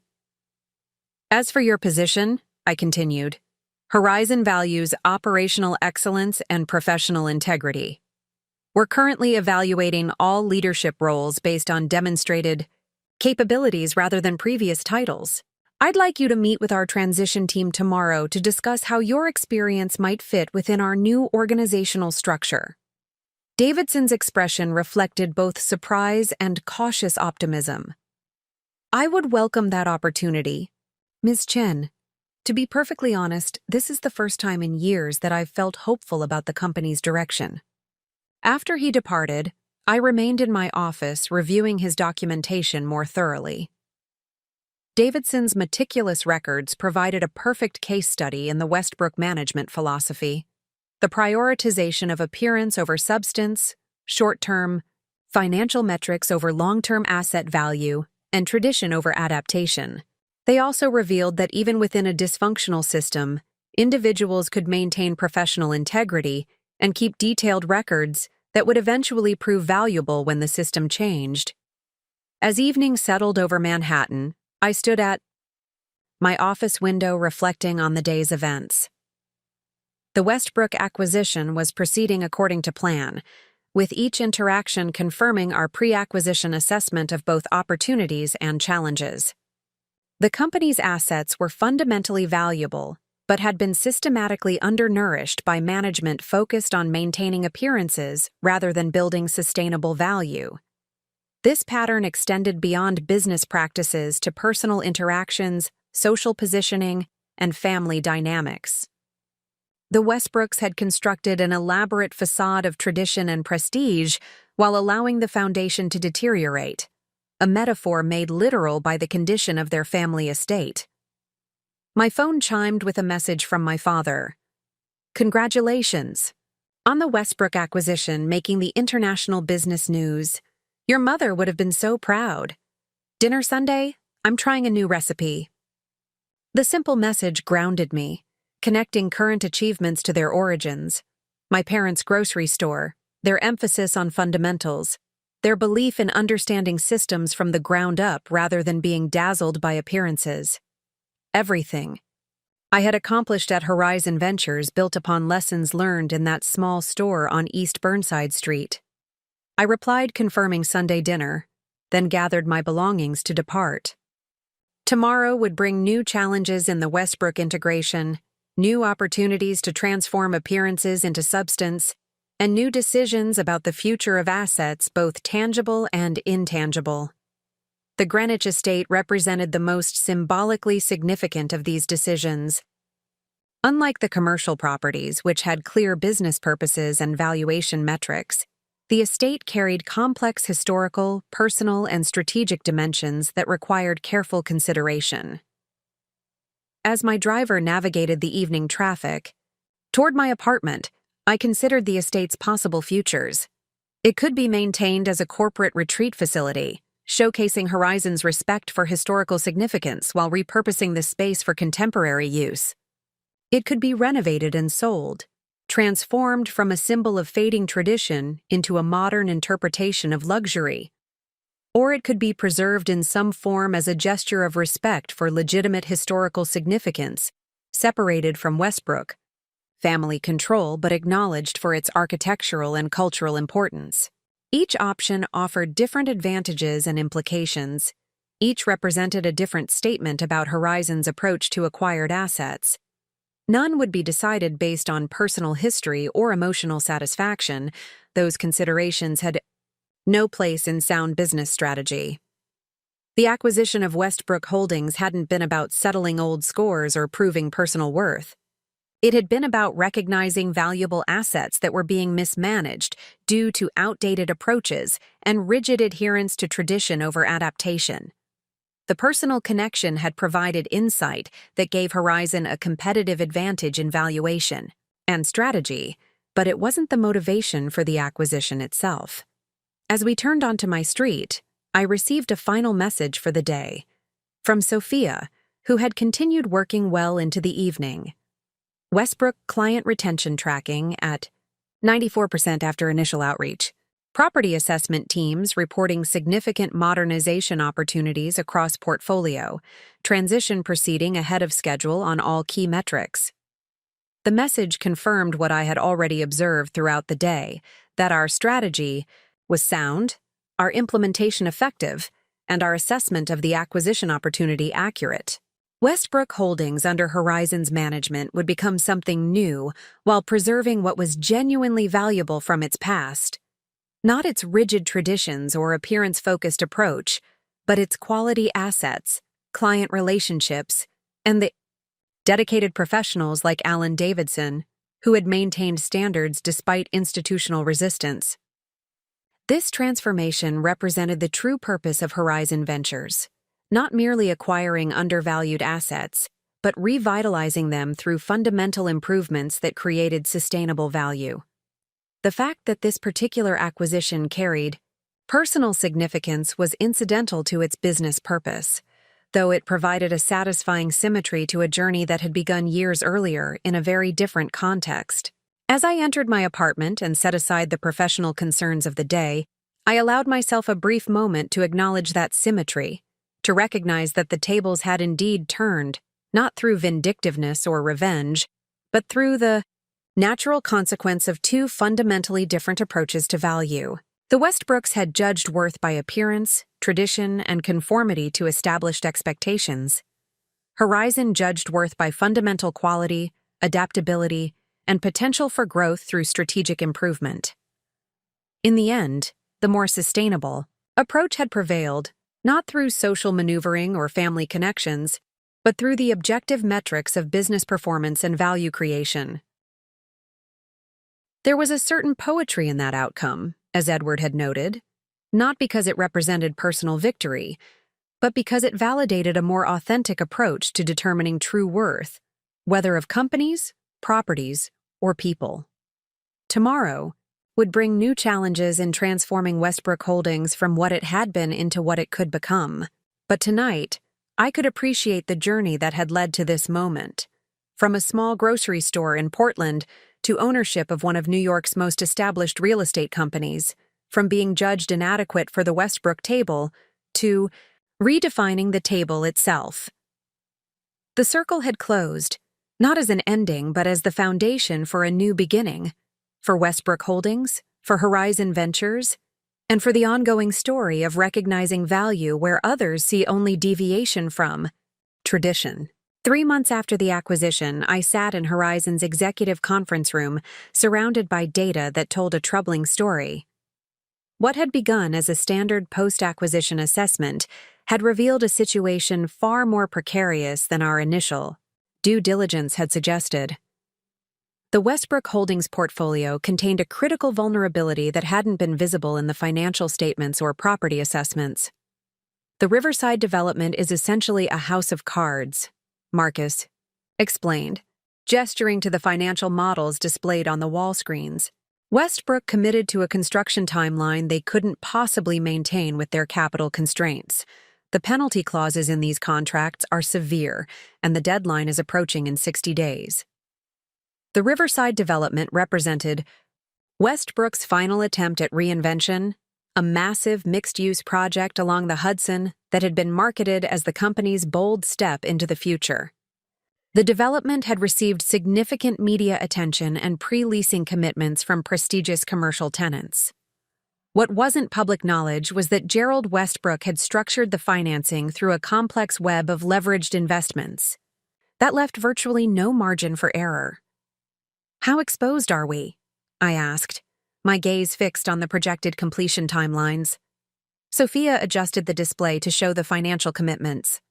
Approximately $86 million in contractual penalties if the primary structure isn't completed by the deadline, but the reputation damage would be far more significant. This was positioned as the flagship project that would define Horizon's management of the Westbrook portfolio. I studied the data carefully, noting the intersecting challenges. The construction was currently 68% complete but had stalled due to cash flow issues in the final weeks before our acquisition. The contractors had continued minimal work based on assurances that the ownership transition would resolve payment delays. The tenant agreements included substantial incentives for on-time delivery with corresponding penalties for delays. What are our options? I asked, my mind already calculating potential approaches. Marcus outlined 3 scenarios, none of them ideal. First, we could inject significant additional capital, approximately $42 million beyond what was budgeted in won. Our acquisition plan, to accelerate construction and meet the deadline. Second, we could renegotiate with the major tenants and contractors, accepting some penalties but mitigating the worst financial impacts. Third, we could announce a strategic redesign of the project, essentially restarting with a modified scope that would void the current agreements but potentially damage market confidence. The conference room fell silent as the executive team considered these options. Each carried significant costs and risks, both financial and reputational. The Riverside development had become a test case for Horizon's management of the Westbrook acquisition, a public demonstration of whether we would continue the pattern of appearance over substance or implement a more sustainable approach. There's a fourth option, I said finally, but it would require a fundamental reconsideration of the project itself. All eyes turned to me as I stood and approached the screens.